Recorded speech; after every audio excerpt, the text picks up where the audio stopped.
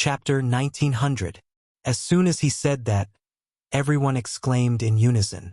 They looked at each other as if they had understood something, but at the same time, they seemed to be missing something. Wei Zheng was quick-witted. He stepped forward, bowed, and said, "Your Majesty, are you saying that Fengzi's original intention was to blow up the Turkic camp in Xingzhou, and he was just passing by Chang'an?" As soon as he said that, everyone suddenly understood. So that was the case.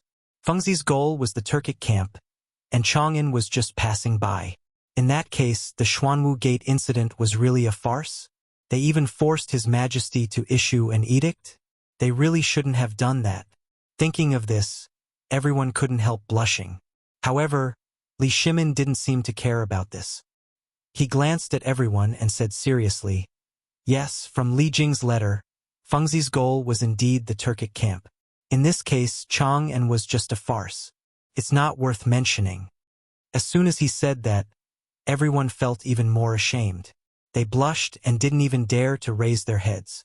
Because of the farce in Chang'an, they had forced the emperor to abdicate. This was really inappropriate for a subject. Of course, this was based on the fact that the emperor didn't make any mistakes. Li Shimin was such an emperor. Except for the incident at the Xuanwu Gate, he basically didn't make any serious mistakes. He was conscientious in politics and treated the people like his own children. However, finally someone couldn't help it. Zhang Sun Wuji stepped forward, lowered his head, and said softly, "Your Majesty, I committed a heinous crime a few days ago. Your Majesty, please punish me." With the first person, there was naturally a second person. Soon, all the officials stepped forward one by one. "Your Majesty, I know that I have committed a heinous crime. Please punish me." "Your Majesty, I know that I have committed a heinous crime. Please punish me." "Your Majesty, I know that I have committed a heinous crime. Please punish me." They bowed together, lowered their heads, and blushed. Li Shimin looked at them meaningfully. In fact, he was still a little angry. Just a few days ago, he even wanted to punish these old fellows for their crimes. However, when he thought of everyone's contributions to the Tang dynasty, he silently endured it. Take Wei Zheng, for example. Although this guy had a bad temper, he was indeed a pillar of the country. He was upright and plain-spoken, and as an official, his sleeves were clean. There's also Zhang Sun Wuji. He's been with me since before I became a cavalry. Although he's not as good at strategy as Fang Xianling, and he's not as good as Wei Zheng, he's still my brother-in-law. How could such a person be punished? Moreover, they had all admitted their mistakes today, so it was even more impossible to punish them. Thus, he revealed a trace of a smile and waved his hand. "Everyone, rise. This emperor has never taken it to heart." Everyone looked at each other in disbelief. Since when did His Majesty become so generous? It wasn't like this in the past. However, thinking about it was just thinking. Naturally, he couldn't say it out loud. However, they couldn't help but feel a little guilty and a little worried. They were worried that His Majesty still hadn't vented his anger. Therefore, Zhang Sun Wuji looked up and saw that His Majesty wasn't angry. So he said, "Your Majesty, since it's not the ghosts of the Xuanwu Gate, why don't we withdraw the edict and the Water and Land Assembly?" He had his reasons for saying so. The edict was an edict issued to state the sins of the current emperor. It was bound to be recorded in history. If it was passed down, it would definitely cause damage to Li Shimin's reputation. At that time, if future generations scolded Li Shimin, they might implicate Zhang Sun Wugo. As his brother-in-law, he didn't want that to happen. Of course, Li Shimin also had the same idea. However, he was the emperor of a country. How could he withdraw the edict so easily? Moreover, the Water and Land Assembly and the Heaven-worshipping ceremony were almost ready. If he withdrew them, where would his prestige be in the future? After thinking about it, it was better not to withdraw them. Therefore, he said, "Forget it. The edict has already been issued. Moreover, the Water and Land Assembly and the Heaven-worshipping ceremony have already been put on the agenda. How can we withdraw them? Where would my prestige be in the future?" But Zhang Sun Wuji was obviously unwilling to give up. He wanted to continue persuading, but he was interrupted by Li Shimin halfway. No buts. Li Shimin waved his hand to stop Zhang Sun Wuji. Then, he scanned the crowd and said seriously, "This time, I called you all here to discuss the matters of Shang State. Would you all like to express your views on the current situation of Shang State?" Everyone looked at each other and didn't immediately answer. Instead, they all began to think in their hearts. Shang State could be said to have won a great battle. Although the Turks didn't take the initiative to attack, they dealt a heavy blow. There shouldn't be any danger. However, His Majesty didn't seem very happy. Everyone was a little cautious, afraid that they would make His Majesty unhappy, so they didn't step forward to answer. The imperial study slowly fell into silence.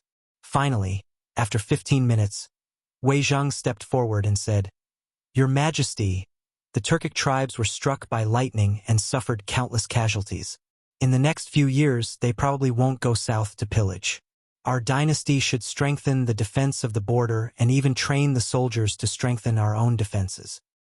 Chapter 1901. Li Shimin nodded his head and praised.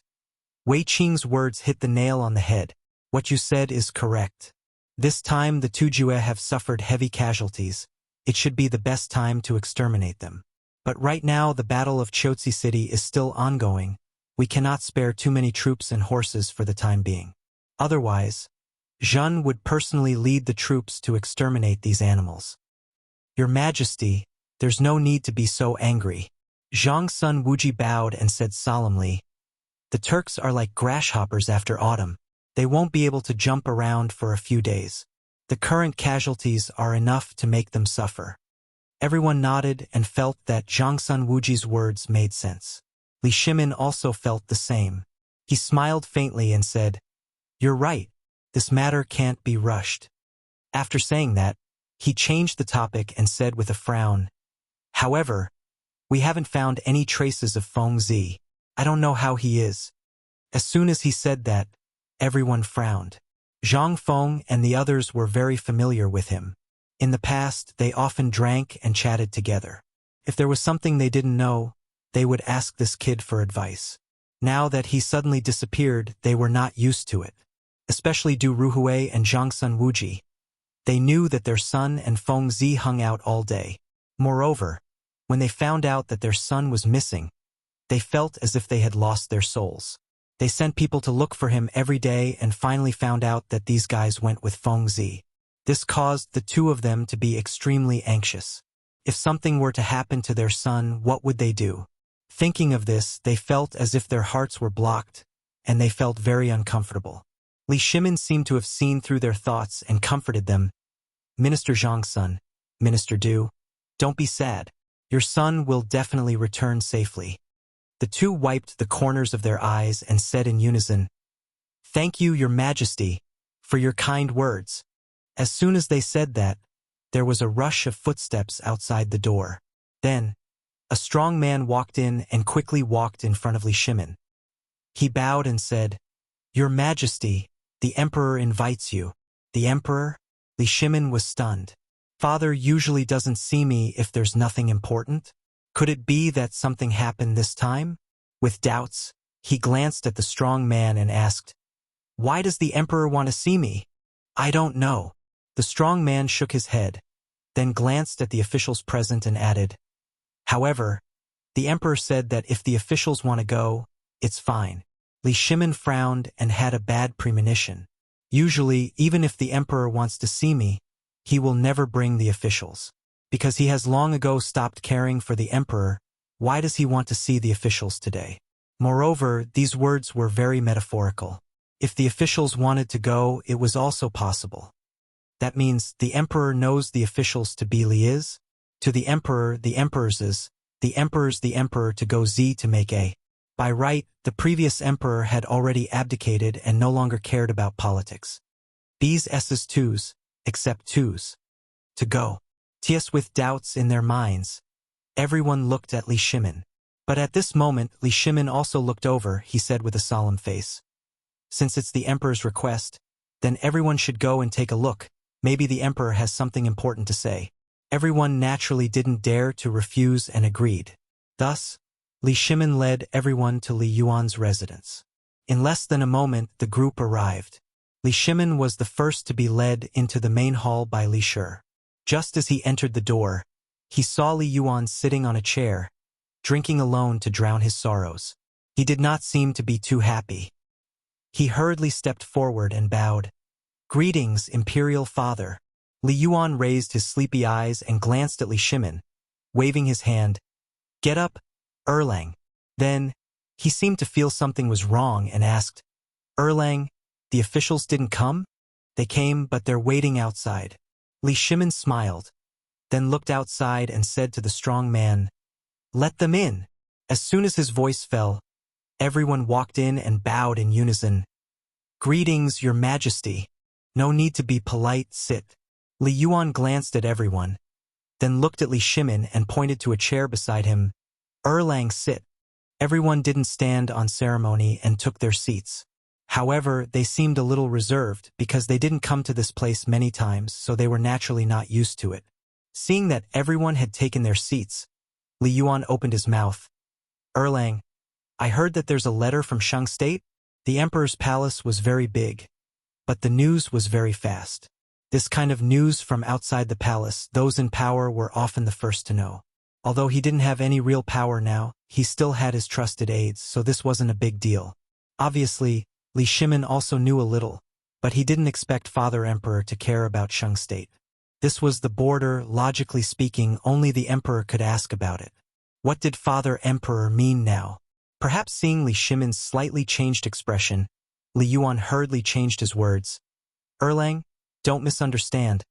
I just want to know about Feng Zi's news. After all, that kid isn't bad. I don't want him to die." Chapter 1902. Hearing this, Li Shimin finally understood. Turned out that his father wanted to inquire about Feng Zi, so he didn't care too much. Thus, he said, "Father, there is indeed a letter from Shangzhou, but..." Halfway through, he sighed and seemed a little annoyed. "It's just that Feng Zi hasn't been brought back yet." "What?" Li Yuan exclaimed and threw the wine cup in his hand. He glanced at the officials and said angrily, "There are so many people in the imperial court, but they can't even bring Feng Zi back?" He couldn't believe it. Even if Feng Zi could go up to heaven, he should have come down, right? It had been almost 3 days, and there was still no news at all? How could this not make him angry? If Feng Zi didn't come back, who would research new things for him in the future? Who would play with him? Thinking of this, he couldn't restrain his anger and glared at the officials. The officials seemed to be afraid of being glared at. They all shrank their heads and didn't dare to speak, because they didn't know how to speak. Looking for people wasn't something they should do. Moreover, His Majesty had already handed this matter to someone else. Why was he blaming them now? Now they finally understood why he called them here. It was to vent his anger. However, even if they knew, they didn't dare to say anything. After all, he was the emperor. However, Li Shimin couldn't stand it anymore. As the emperor, how could he watch his officials be scolded? So he quickly said, "Father, don't blame them. After all, they are just civil officials and don't know about these things." After that, he changed the topic and continued, "Although we didn't bring Feng Zi back this time, there is some news about Feng Zi." "News? What news?" Li Yuan turned his head and was instantly interested. "Father, don't be anxious." Li Shimin smiled faintly and then looked at Zhangsun Wuji, who was in a daze, and said, "Minister Zhangsun, you say it." Zhangsun Wuji was still in a daze. But when he heard this, he immediately became energetic. However, he knew that this wasn't a good task. If he didn't say it well, he would definitely be scolded. But he couldn't refuse. He could only step forward and said, "Emperor, just now, Shangzhou sent a letter saying that the Turkic camp was attacked by lightning." "What? The Turkic camp was struck by lightning?" Li Yuan opened his eyes wide, a look of disbelief on his face. However, looking at Zhangsun Wuji's expression, it didn't seem like he was lying. Then he looked at Li Shimin. Li Shimin's face was even more sincere, as if he was telling the truth. This made him a little less confident. Heavenly thunder? Where did the heavenly lightning come from? And attack the Turkic camp? Isn't this a little strange? With doubts in his mind, he looked at Zhang Sun Wuji and said coldly, "Speak clearly. What heavenly lightning? What was going on? Is it related to Fengzi again?" How could Zhang Sun Wuji withstand the shock? He hurriedly replied, "Zhang Feng was the one who did the heavenly lightning. He used the heavenly lightning to blast the Turkic camp." "Feng Zi did it?" Li Yuan frowned. The more he listened, the more confused he felt. What was this? If Feng Zi could control the heavenly lightning, wouldn't he be an immortal? Now, he increasingly felt that Zhang Sun Wuji was dishonest. "Do you see that I'm old and deliberately deceive me? I don't dare." Zhang Sun Wuji hurriedly cupped his hands. Cold sweat had already appeared on his forehead. Although the emperor didn't have real power, his prestige was still there. How could he dare? Therefore, he hurriedly said, "Your Majesty, do you remember the incident of the Black Tortoise Gate in Chang'an last time? That was Feng Zi. At first, we always felt that there was a problem. Later, we found out that Feng Zi was going to Shangzhou to blast the Turkic camp." "Oh." A trace of surprise flashed in Li Yuan's eyes. He was very clear about the incident of the Black Tortoise Gate in Chang'an. At first, he blamed Erlang blindly. Later, he thought that since the incident had passed, he didn't care anymore. Moreover, he had promised to preside over the worship ceremony. However, he didn't expect that there would be such a thing. It seemed that Feng Zi was really not simple. He drifted all the way from Chang and to Shangzhou just to blast the Turkic camp. However, Feng Zi had blasted the Turkic camp. Would the Turkic people let him go? Wasn't this kid sending a sheep to the tiger's mouth? The more he thought about it, the more he felt that something was wrong. He hurriedly looked at Zhang Sun Wuji and hurriedly asked, "How is Feng Zi now? Is he dead or alive?" Zhang Sun Wuji lowered his head tightly. For a moment, he didn't know how to answer, because he didn't know. Li Jing's letter only mentioned the Turkic and Shangzhou. There was no news of Feng Zi at all. Or rather, he hadn't been found yet. How could he answer this? Although he had his own difficulties, Li Yuan didn't care. He hurriedly asked, "How is Feng Zi?" He still didn't get a reply. Therefore, he turned to Li Shimin and hurriedly said, "Erlang, tell me, what happened to Feng Zi?" Li Shimin paused. He didn't want to answer at first. However, when he saw his father's worried expression, he said patiently, "Father, there is no news of Feng Zi for the time being. Do you know where he is?" "What?" Li Yuan suddenly stood up. He glanced at everyone and said angrily, "Shangzhou is such a big place. You can't even find a person?" Chapter 1903. Li Shimin could understand Li Yuan's feelings. He was also anxious about Feng Zi's disappearance, but what was the use of being anxious? Right now, Li Jing had already gone to Shangzhou, and Yu Qigong and the others had also rushed over. They were all trying their best to search for him, so it was not the fault of the officials that they could not find him. Thinking about it, he hurriedly advised, "Father, I have already sent people to Shangzhou to handle this matter, but there are not enough people. However, I believe that the results will be out soon." Li Yuan glanced at Li Shimin, but at this moment he was furious, because he knew that Erlang had already done his best. Thus, he looked at the officials, his eyes somewhat gloomy. "Since there are not enough people, then let the clan send out some people." As soon as these words were spoken, the entire hall was in an uproar. Li Shimin looked at Li Yuan with a bewildered expression.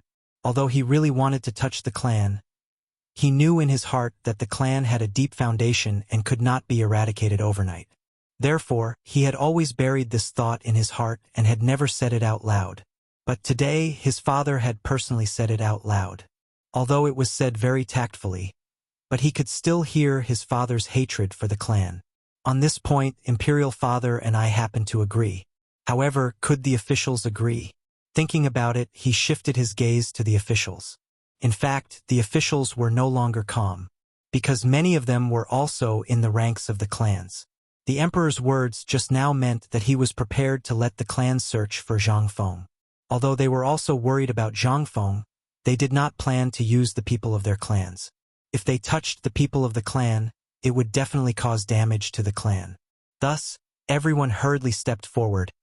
"Your Majesty, please show mercy." The clan cannot be touched. Li Yuan glanced at the crowd. His face could not help but flush red.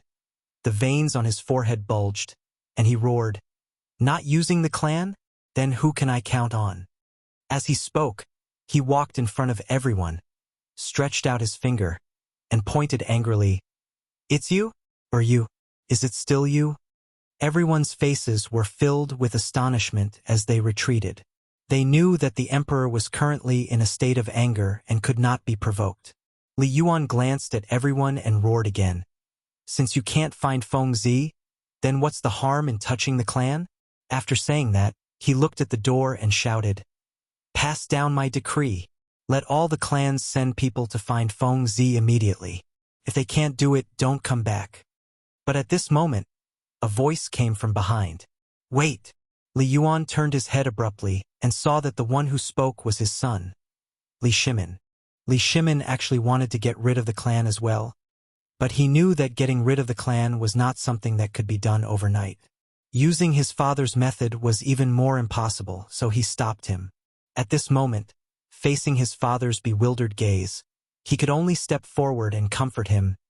"Father, this matter cannot be rushed. Li Jing, Yu Qigong, and the others have already sent people to search for Feng Zi. I believe there will be a result very soon. Moreover, if we let the people of the clan move out now, they will definitely be unwilling, and at that time it will inevitably cause some twists and turns." Hearing this, Li Yuan was somewhat moved, but he couldn't help being somewhat worried in his heart. Thus, he said, "Then what about Feng Zi's safety? Father, there's no need to be like this." Li Shimin smiled faintly, trying to ease the awkward situation. "With Li Jing, Yu Qigong, and the others, I believe Feng Zi will not be in danger." Of course, he was not confident about all of this. Right now, he only wanted to appease his father. Li Yuan naturally did not know about this, and thought that Erlang really had a way, so he said, "Since that's the case, then listen to Erlang. I won't participate." In fact, ever since he abdicated, he had basically not participated in political affairs. If it wasn't for Feng Zi, he wouldn't have summoned the ministers at all. Li Shimin seemed to have put down a huge stone in his heart. He let out a long breath and smiled. "Thank you for your understanding, father." After he finished speaking, he swept his gaze across the crowd of officials. "Since there's nothing else, all of you may leave." Everyone looked at each other and did not leave immediately. It was as if they had something to say. A moment later, Zhangsun Wuji stepped forward and bowed. "Reporting to your Majesty, Emperor, the heaven worship ceremony and the water and land assembly will be held in a few days. When the time comes." Speaking to hear, he raised his head and glanced at Li Shimin and Li Yuan. However, he did not continue speaking because the heaven worship ceremony and the water and land assembly were originally ordered to be held by His Majesty. Now that it was a farce, whether or not to hold it would depend on His Majesty. Moreover, the Emperor had originally agreed to attend the heaven worship ceremony, and His Majesty had also agreed to attend the water and land assembly. Now that the ceremony and assembly were almost ready, they had to confirm whether or not to attend. Li Shimin naturally knew what everyone was thinking. He did not plan to cancel the heaven worship ceremony and the water and land assembly. In fact, he was prepared to attend. Of course, all of this was built on the basis that he was the emperor. There was also a portion that came from personal feelings. After all, he was brothers with Jianqing and the others. They were already dead. Holding a few ceremonies was something that should be done. It was just that he didn't know what father was thinking. With doubtful thoughts, he looked towards Li Yuan. Chapter 1904. Li Yuan furrowed his brows tightly, as if recalling some kind of sad matter. He picked up the wine cup on the table and gulped it down.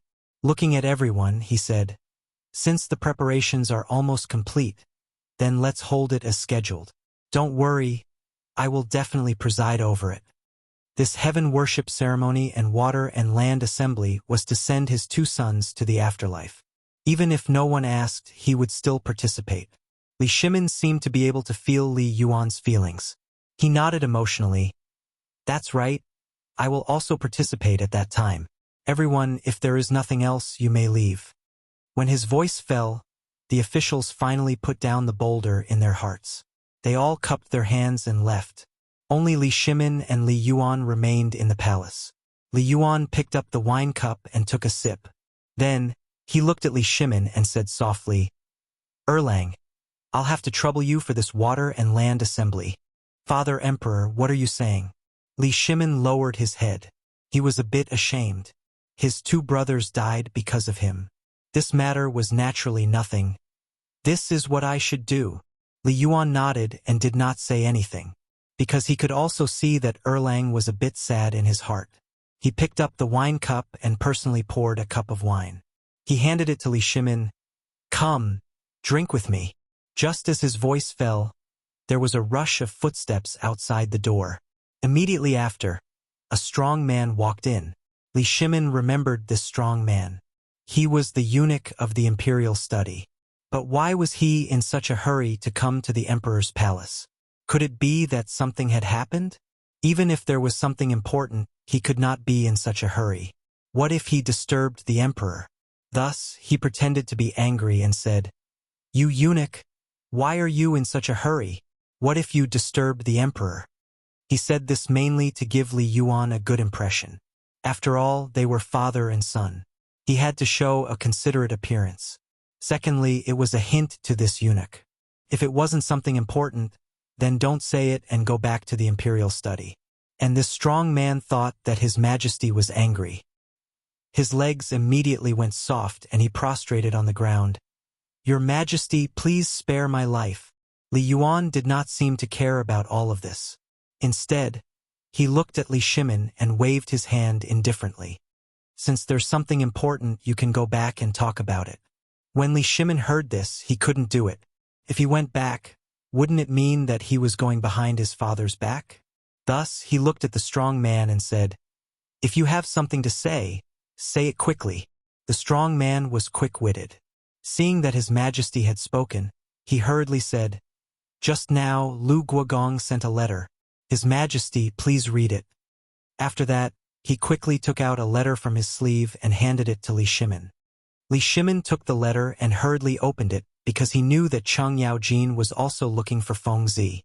Now that the letter was sent, there must be some clues. Sure enough, as soon as he opened it, lines of clues about Zhang Feng appeared in front of him. "Your Majesty, I was looking for Zhang Feng's traces. When I reached Chengzhou, I lost the clues, but later I found some traces. At present, I know that Zhang Feng is floating towards the grassland." Seeing this, Li Shimin frowned. Feng Zi is floating towards the grassland? The grassland is the Turks' residence. Now that the Tang dynasty and the Turks are in a war, isn't going to die. What is this Feng Zi thinking? Li Yuan seemed to see Li Shimin's worry and asked curiously, "Erlang, what happened?" Li Shimin did not answer, but handed the letter to Li Yuan. Li Yuan was puzzled, but he still took the letter and read it carefully. However, after reading half of it, he was not good. Feng Zi is going to the grassland? What's going on? Why does he want to go to the grassland? Doesn't he know that the Tang dynasty and the Turks are like fire and water? Isn't going to die now? He felt bad. After thinking for a long time, he still could not understand why Feng Zi wants to go to the grassland. Therefore, he looked at Li Shimin nervously and asked, "Erlang, why do you think Feng Zi wants to go to the grassland? Isn't this going to die?" Li Shimin naturally did not know, but facing his father's question, it was not good to not answer, so he could only frown and say, "I don't know. Maybe Feng Zi is unwilling to let Shelly go?" He himself did not believe what he said. Could it be that those people wanted to attack the grassland? It was impossible. However, he really could not think of any other reason in his heart. Li Yuan was not stupid. Naturally, he would not believe this nonsensical answer. Shooting a glance at Li Shimin, he stood up and paced in the hall. After a long while, he finally stopped and looked at Li Shimin with a solemn expression. "Erlang, I think there must be something fishy about this. You immediately write a letter and order people to speed up and track Feng Zi. Otherwise, once we reach the grassland, it will be difficult for the King of Hell to save us." Li Shimin nodded. He also understood the seriousness of this. Although he still did not know why Feng Zi wants to go to the grassland, he must stop him. Otherwise, if something happens, there will be no chance to regret it. Therefore, he waved his hand to signal Xiao Gizi beside him to prepare a pen and paper. Soon, he wrote 2 letters. One was for Cheng Yaojin, and the other was for Li Jing. Now that the 2 were not together, the letters must be written separately. Chapter 1905. After he finished writing, he glanced outside the door and waved his hand. Someone, quickly send this letter to Shangzhou. Just as he finished speaking, a strong man walked in and took away the letters. Seeing this, Li Yuan's frown slowly relaxed. He looked at Li Shimin and asked worriedly, Erlang, do you think Li Jing, Cheng Yaojin, and the others can successfully bring Fengzi back? Why do I feel uneasy? Don't worry, father. Li Shimin narrowed his eyes and didn't look too good. However, when he thought of his father beside him, he tried his best to put on a smile. You know the abilities of Li Jing, Cheng Yaojin, and Yu Qigong. It shouldn't be a problem to bring Fengzi back. Li Yuan nodded. The 3 of them were indeed fierce generals. Each of them could guard an area. It shouldn't be a problem. He thought too much. After some thought, he said, Erlang is right. It shouldn't be a problem. After he finished speaking, he picked up the wine cup again. However, his slightly trembling right hand betrayed his nervousness. At the same time, White Deer College. A man in plain clothes shuttled through the mountain roads. He looked nervous and looked around from time to time, as if he couldn't wait. When he saw the words White Deer College, he seemed to be energized and his steps became lighter. In a short while, he reached the entrance of the college. Just as he was about to enter, he was stopped by a shout. Stop, who are you? Why are you trespassing into the college? The one who spoke was Wen Xian. This time, it was his turn to guard the gate. However, he didn't expect someone to trespass into the college without saying a word. Naturally, he had to stop him. When the man heard someone speak, he looked over and saw a man in the corner. He cupped his hands and walked forward. Greetings, senior. I am Bai Ping, a distant relative of Mr. Bo Shi. I'm here to look for Mr. Bo Shi. Looking for Mr. Bo Shi. When Xian frowned and circled Bai Ping. What proof do you have? Yu Shinan was too famous, and many people came to look for him every day. Therefore, he needed a certificate to prove the identity of the visitor. Otherwise, he would not be able to receive so many visitors every day. When Bai Ping heard that Wen Xian wanted proof, he didn't hesitate. He quickly took out a jade pendant and handed it to Wen Xian. This is the proof. Wen Xian glanced at the jade pendant and saw a large Yu character engraved on it. Presumably, this was given by Mr. Bo Shi, so he didn't suspect anything. He waved his hand and said, Go in. Thank you, senior. Bai Ping cupped his hands in salute. Then he turned around and slipped into the academy. He had important news to report. He did not dare to waste any time. As soon as he entered, he heard the sound of people reading. He didn't know why, but the sound of reading seemed to have some kind of attraction, pulling him forward. He quickly walked to the door of the classroom and glanced into the classroom. He saw Yu Shinan teaching on the podium. Yu Shinan seemed to have felt the gaze on him. He glanced into the classroom. With just one glance, his expression changed. He casually said a few words in the classroom, then turned and walked out. He looked at Bai Ping nervously and asked, Why are you here? Did something happen in the palace? That's right. Bai Ping was a trusted aide he had arranged in the palace. Usually, if there was any important news in the palace, he would be sent out. Moreover, as a large family, the Yu clan had to do these things. If the emperor were to make a move against the clan one day, they would be prepared. Also, he had once held a position in the palace, and many people were his disciples and granddisciples. Needless to say, the news would spread to his ears. Most importantly, he had arranged for people to stay in the palace for Fengzi's disappearance. As long as Li Erlang received the news, he would immediately send it to White Deer College. Bai Ping was one of them. Facing Yu Shinan's question, Bai Ping did not hesitate and hurriedly said, Sir, there is news from the palace. They said that there are clues about President Zhang. How is it? Yu Shinan hurriedly asked. Bai Ping glanced at the surroundings. Seeing that there was no one around, he carefully said, President Zhang is floating towards the grasslands. What? Yu Shinan exclaimed. He knew that the grasslands were the territory of the Turks. Why would Feng Zi go there? To seek death? This brat was not usually such a brave person. Moreover, even if the few of them went there to seek death, what was the use? After thinking for a long time, he still could not come up with a conclusion. He continued to ask, "What other news is there? When will Feng Zi return? Also, why did he go to the grasslands?"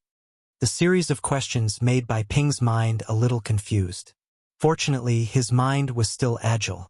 After thinking for a while, he replied, "There is no news for now. As for when President Zhang will return, His Majesty did not say. However, His Majesty seems to have written a letter to Lu Guogong and the others. As for what he said, I do not know." Yu Shernan frowned. He was clearly dissatisfied with this answer. However, he also knew that it was not easy to obtain such news from the palace. Therefore, he did not fuss too much. Chapter 1906. However, why did Li Erlang give Cheng Yaojin a divorce letter? Could it be that he wanted this guy to find a way to bring Feng Zi back? That should be the case. Li Erlang was also worried about Feng Zi, so he wouldn't sit by and do nothing. Thinking of this, he finally felt a little comforted. However, Feng Zi went to the grassland this time, so it was inevitable that she would be in danger. No, he had to find those old guys to discuss countermeasures. Thinking of this, he glanced at Bai Ping, took out a silver ingot from his sleeve, and handed it over. His eyes were cold. "Go back and continue to investigate. If there is any news, immediately inform the old man. Also, today's matter cannot be known to a third person." After saying this, he didn't care about the other party's reaction and turned to walk to the other classroom. Chu Suiliang was teaching in the classroom. When he saw Yu Shernan looking at the door with a gloomy face, he knew that something big had happened. He hurriedly threw down the book in his hand and said to the students, "It's time for self-study." After saying this, he turned and walked out of the door. As he walked, he said to Yu Shernan, "What's wrong, old guy? This is not a good place to talk. Let's go." Yu Shernan's face was still gloomy. With his hands behind his back, he walked quickly to the other classroom. As he walked, he said to Chu Suiliang, "Let's go separately. Call the other old guys out and gather at Feng Zi's residence in 15 minutes.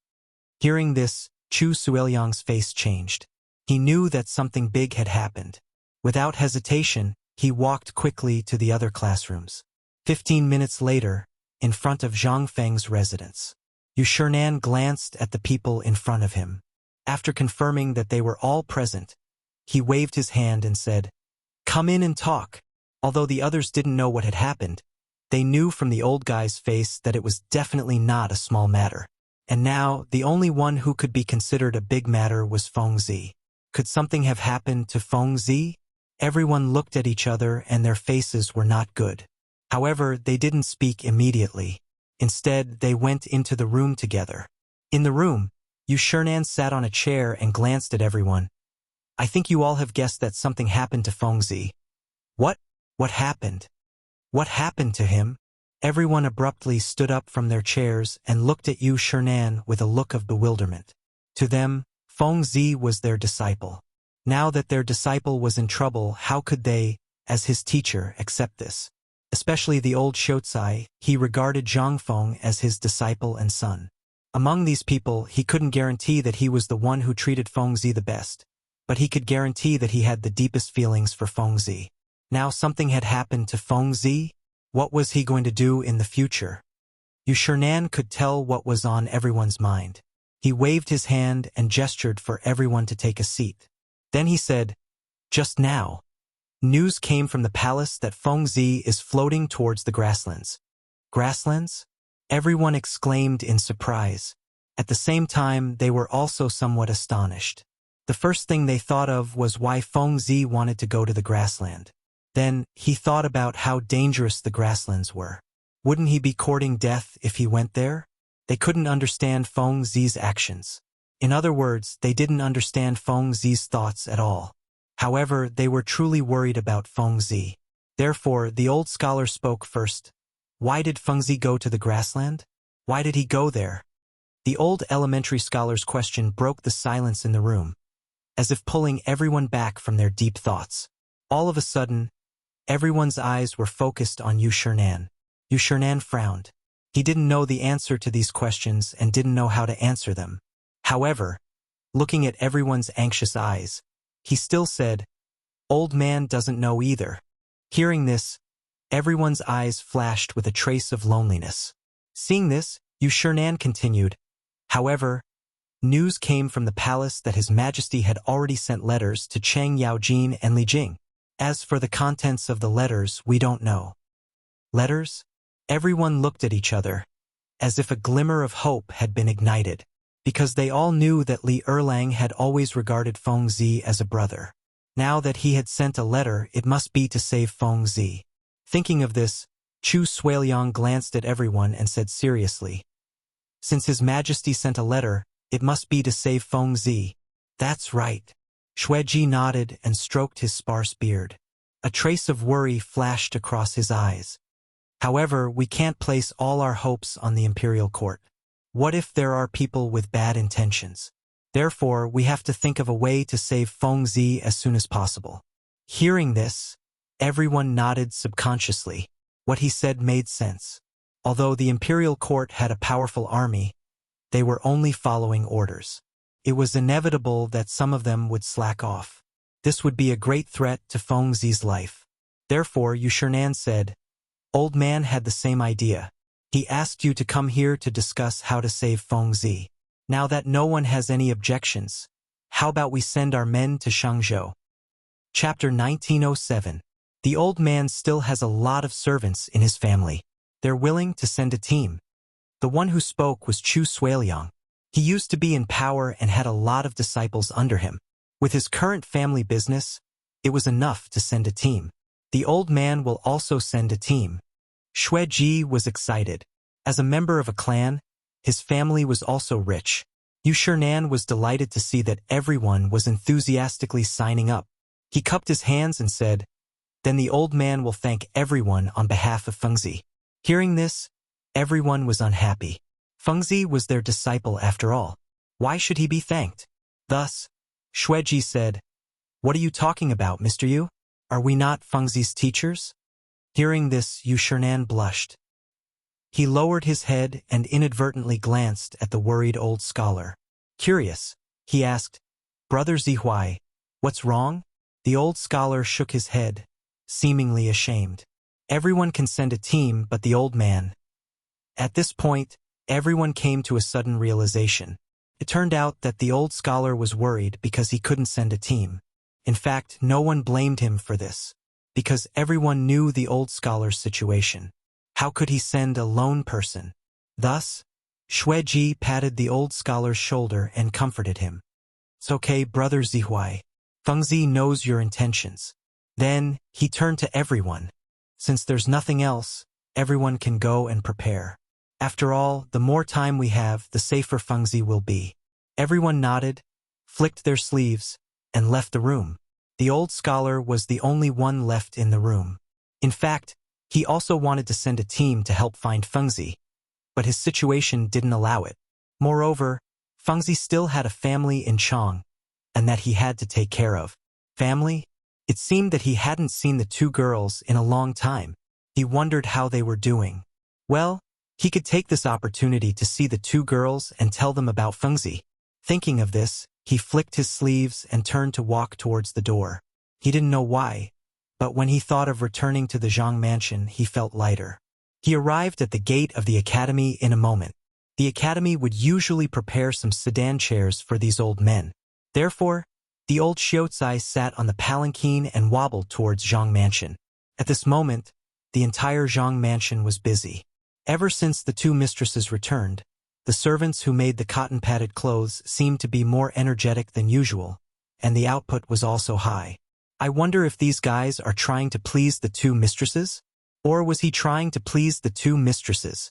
Zhang Yuyao and Jing Shu also enjoyed watching everything in front of them. Anyway, there was no harm in increasing the production. Right at this moment, a servant hurriedly ran in. "Ladies, Master Zihuai is here." The old Xiaozai had been to the Zhang mansion before, so everyone in the Zhang mansion knew this amiable old man. At the same time, they also knew that this old man was the master of their master, so they didn't dare to neglect him. Zhang Yuyao was the same because, strictly speaking, the old Xiaocai was the middleman between her and Prince Zhang. Therefore, she hurriedly lifted her skirt and walked towards the door as she said, "Come, let's go and welcome the old master." Now that Prince Zhang wasn't here, as Prince Zhang's fiancé, she naturally had to fulfill the duties of a disciple. Jingshu also understood this and hurriedly followed. Just as they reached the door, they saw the old Xiaocai getting off the palanquin. The two girls hurriedly went up and bowed. "Hello, master." The old Xiaocai nodded and replied with a smile, "Yes, let's talk inside."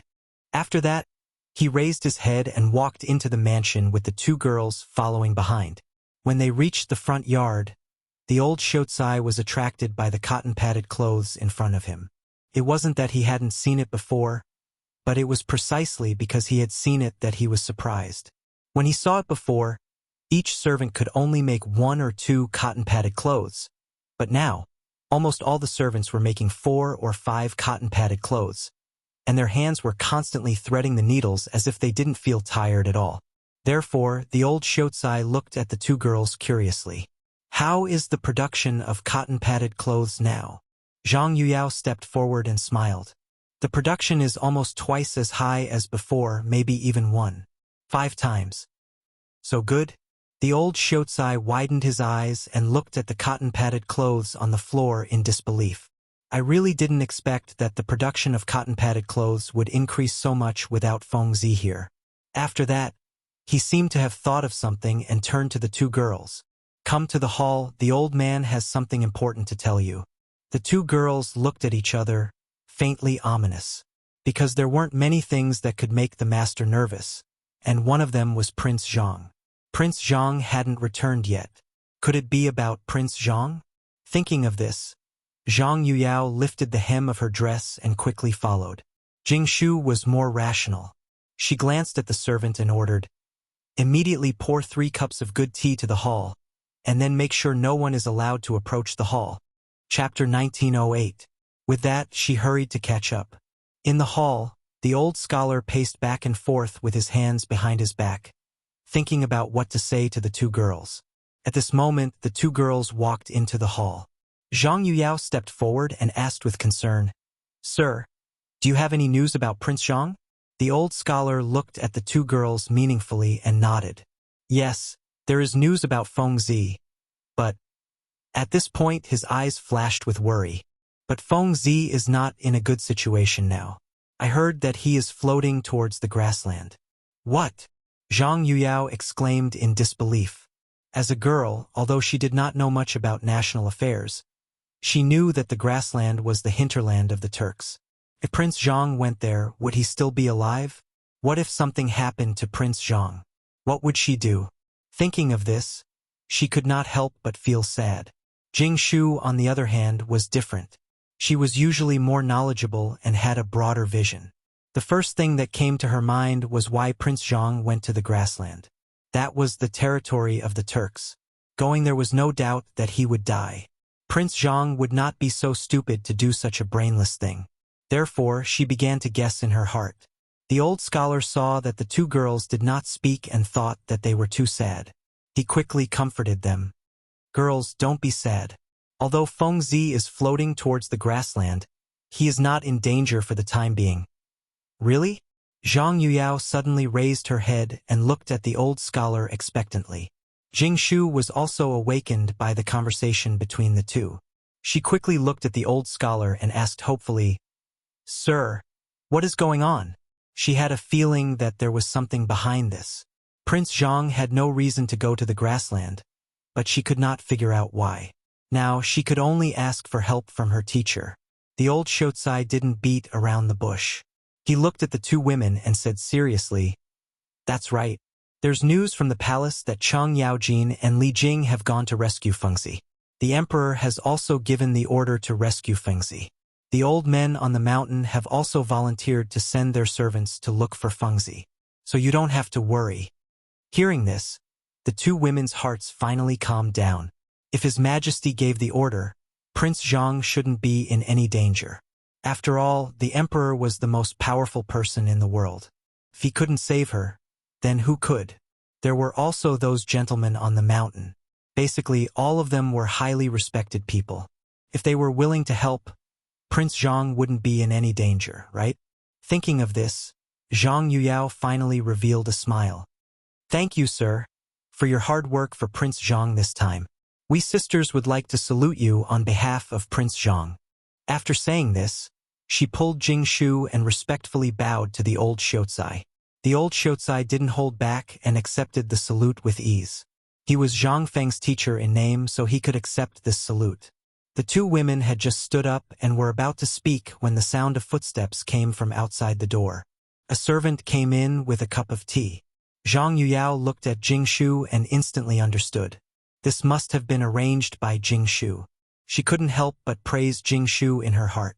Then she looked at the old Xiaocai and realized that after talking for so long, they still hadn't invited him to take a seat. With a guilty expression, she said, "Sir, please take a seat. We sisters have been rude. You've been here for so long and we still haven't invited you to take a seat." After saying this, she personally picked up a cup of tea and handed it to the old Xiaocai. She bowed and said, "Sir, please have some tea." The old Xiaocai naturally didn't care about such details. Those who could come to Zhang Mansion were naturally family. So he casually found a seat and sat down. He smiled and said, "You're welcome. We're all family." Jing Shu nodded and said with a smile, "Sir, you're right." Then the two women didn't stand on ceremony. They both sat down and talked about the cotton-padded clothes in the yard. At the same time, on the main street of Chang'an, there were people coming and going, and it was very lively. Peddlers, servants, and others weaved in and out of the crowd, shouting all kinds of songs. They were like fish swimming in the sea, doing whatever they wanted. There was a dazzling array of delicacies on the side of the street. There were wontons, steamed biscuits, and so on, emitting bursts of delicious aroma. Along the way, there were soldiers walking back and forth. They were wearing armor and holding triangular bayonets. They were extraordinary and added a solemn atmosphere to the street, making people feel intimidated. They were sent by the Ministry of War to patrol. Since the Xuanwu Gate incident, there had been casualties in Chang'an. Li Shimin gathered the ministers for a discussion and thought that it was useless to just stand guard. They had to do something practical. Although they knew that the Xuanwu Gate incident was a farce, they wanted to prevent the same thing from happening in the future. Li Shimin ordered that 12 teams of soldiers would be arranged to patrol Chang and city every day. They would be changed every 2 hours. Although it cost some soldiers, it greatly increased the sense of security of the people. Think about it. If there were any thievery, burning, killing, and looting in Chang'an City, the people could immediately report to the patrolling soldiers. In this way, they could stop it immediately. Chapter 1909. Regarding this matter, the people praised His Majesty for being wise. Although the Xuanwu Gate incident happened before, His Majesty had already issued an edict. The people let go of the grudges in their hearts and even secretly thought of His Majesty's achievements. His Majesty did some wrong things, but there was nothing to say about the people. He could always be called an emperor who loved the people like his own children. Thinking of Emperor Yang of Sui, His Majesty could be called wise. There was also the dethroned crown Prince Li Jianqing. Even if this guy ascended the throne, he might not do as well as His Majesty. Therefore, the people were still happy to support Li Shimin. Of course, the shoulder-bearer Hu Zi also thought so. At that time, he went to see the edict with his own eyes. His Majesty said it so sincerely, it was obvious that he was sincerely remorseful. Since His Majesty was sincerely remorseful, it meant that he was a wise emperor. Since he was a wise emperor, it meant that his future days would be better. Thinking of this, his footsteps unconsciously became lighter. The corner of his mouth raised and he shouted, "Steamed buns? Good steamed buns. 1 copper coin each." At this moment, a group of soldiers walked over. Hu Zi was delighted and hurriedly went up to them. "Sir, how about a few steamed buns?" The leading soldier stopped and looked at the white steamed buns in front of him. He couldn't help but swallow his saliva and wanted to take it. However, when he thought of His Majesty's order, if anyone dared to take things from the people, their hands would be chopped off or their official position would be removed. After thinking for a while, he shook his head and said, "No, His Majesty's order is not to take anything from the people. Otherwise, your hands will be chopped off." After saying this, he raised his head, straightened his military uniform, and started patrolling again. Wuxia was a little confused. He didn't expect His Majesty to give such an order. Not to take anything from the people. Otherwise, your hands will be chopped off? Wasn't this too strict? However, on second thought, His Majesty seemed to be protecting him. This could prevent the soldiers from filling their pockets while patrolling. Thinking of this, he felt a wave of respect for His Majesty. Fine, no one would eat it. He could sell it for a few more money. Just as he was about to take the load and leave, a shout came. "Wuxia! Wuxia!" Wuxia turned his head and saw Wuxia running over with a load. He was delighted and hurriedly went up to him. "Wuxia, aren't you selling glutinous rice wine near Zhang Mansion? Are you done?" As he spoke, he patted the jar of fermented glutinous rice on the pillar. His heart filled with envy. Wuxia, on the other hand, didn't think much of it. He grabbed Wuxia's right hand and said excitedly, "Let's go to that corner. Lao Tzu will tell you a big piece of news from the Zhang residence." Big news in Zhang Mansion. Wuxia scratched his head and was a little confused. He was about to ask, but found that his right hand was not listening to him. He turned his head and saw that it was Wuxia who was about to pull him away. He quickly said, "Wait, I'll go carry the load first." After he finished speaking, he flung Wuxia's hand away and picked up the pole in a few strides. He turned around and patted Wuxia on the shoulder. "Let's go. Lao Tzu wants to see what kind of big news you have." Wuxia didn't waste any time. He held onto the pole and walked towards the corner they had agreed on earlier.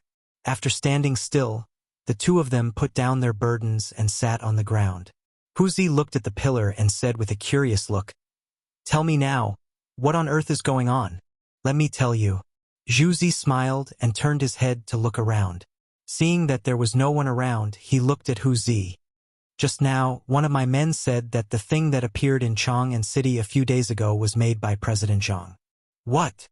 Wuxia exclaimed and his eyes widened. To be honest, he had been selling steamed buns in Chang'an City for the past few years. He could be considered a wily old fox. He had heard all kinds of news. It was either that the rich family had married a widow, or that the family's official had his property confiscated. However, this Zhang mansion was a little different. Every time the news came out, it almost shocked Chang'an City. For example, in the past, there was an academy and then there was the braised meat and so on. There were too many to count. At first, everyone thought that this guy was crazy. But later, when they had a taste of the sweetness, well, it was really delicious. But this time, it was a little too shocking, wasn't it? The hot air balloon last time was actually made by President Zhang. This was a little unbelievable. Therefore, he looked at Wuxia with a puzzled look and asked, "Is what you said true? Why do I feel that you are bragging? No matter how awesome President Zhang is, it is impossible for him to go to the sky, right?" Wuxia was unhappy when he heard that. He glared at him and said, "This is the news that Lao Tzu found out with great difficulty. How dare you say that Lao Tzu is bragging?" After that, he stared at Wuxia and said unforgivingly, "To tell you the truth, not only did President Zhang make that thing that can go to the sky, I also heard that he went to Shangzhou and blew up the Turkic camp." "What?" Wuxia jumped 8 feet high. That was 2F** King explosive, wasn't it? Blew up the Turkic camp? How was that possible? Shangzhou was at least a few hundred miles away from Chang'an. How did he get there? Taking a step back, even if he blew up the Turkic camp, he wouldn't be able to survive. Chapter 1910. President Zhang was not stupid. How could he do such a brainless thing? He felt more and more that this guy was bragging. Therefore, he narrowed his eyes and stared at Wuxia. He asked, "Wuxia, are you crazy? Otherwise, why would you say such nonsense? You're the one who's crazy." Wuxia slapped Wuxia's head and said angrily, "Lao Tzu has a relative who works in the Zhang mansion. I heard this from my relative." This roar instantly attracted the attention of the passers-by. They all looked over. This street was not big, but it was not small either. People often saw each other, so Zhu Zi was also affected. The moment they saw Zhu Zi mention Principal Zhang, quite a few busybodies all gathered around, discussing animatedly. Zhu Zi, what did you say about President Zhang? Did he go to heaven? Is he an immortal? I heard that people with the surname Zhang were reincarnations of immortals. Could it be that President Zhang is one too? This brother's words were not groundless. The ancients had been pursuing the path of immortality since ancient times. Even ordinary people could not avoid it, especially during the Sui, Tang, and Northern Song dynasties. Due to the respect of the ruling class, Taoism was extremely prosperous and had a great influence on society. Taoism's philosophy, life-preserving techniques, spells, and regulations were also more perfect. As for why Zhang Feng was an immortal, this was the speculation of the common people. The source was the founder of Taoism, Zhang Daoling. Thinking about it, both of them had the same surname. Now that Zhang Feng had made such a divine object, the crowd could not understand for a while. Naturally, they connected all of this to Zhang Feng. They thought that this Zhang Feng might be the successor of Taoism, or even an immortal on earth. Of course, all of this was just the crowd's speculation and could not be confirmed. Zhu Zi saw that the crowd was getting more and more mysterious, and he could not help but feel satisfied. He glanced at Hu Zi from time to time as if to say, "Look, even if you don't believe in Lao Tzu, there are plenty of people who do." Therefore, he scanned the crowd and continued, "I don't know if President Zhang is a god, but..." At this point, he paused for a moment, as if he was deliberately whetting everyone's appetite. Looking at everyone's impatient look, his vanity seemed to have been greatly satisfied, and then he slowly said, "However, I heard that President Zhang not only went to Shenzhou to bomb the Turkic camp, but also personally went down to remove one of Shelley's big legs." Everyone's eyes widened. It was as if their breathing had stopped at this moment. At first, they had come with the mentality of watching a good show. After all, everyone was curious about the unknown. However, the more he heard, the more he felt that something was amiss. Motherfucker. Not only did President Zhang blow up the Turkic camp, she even personally charged into the Turkic camp and removed one of Shelley's legs? Initially, when they heard this, they still had a trace of doubt in their hearts. Although many of them had never met Zhang Feng, they had heard of him before. How could they have charged into the Turkic camp? However, looking at Zhu Zi's expression, they didn't think it was fake. In addition, this guy's usual behavior made it even more impossible. Therefore, everyone tacitly agreed in their hearts. Then they thought again. Who was Shelley? He was a hungry wolf on the grassland. Although he ascended the throne smoothly, which of the generals who could unify the grassland was not a fierce general who could fight against 100 people alone? Could President Zhang charge into the Turkic camp? Unless this guy was really a god on earth? Actually, it was really possible. President Zhang had done so many things that humans couldn't do in the past. She might really be the reincarnation of a god. For a moment, everyone was skeptical. They believed that Zhang Feng was a god. But they didn't believe it.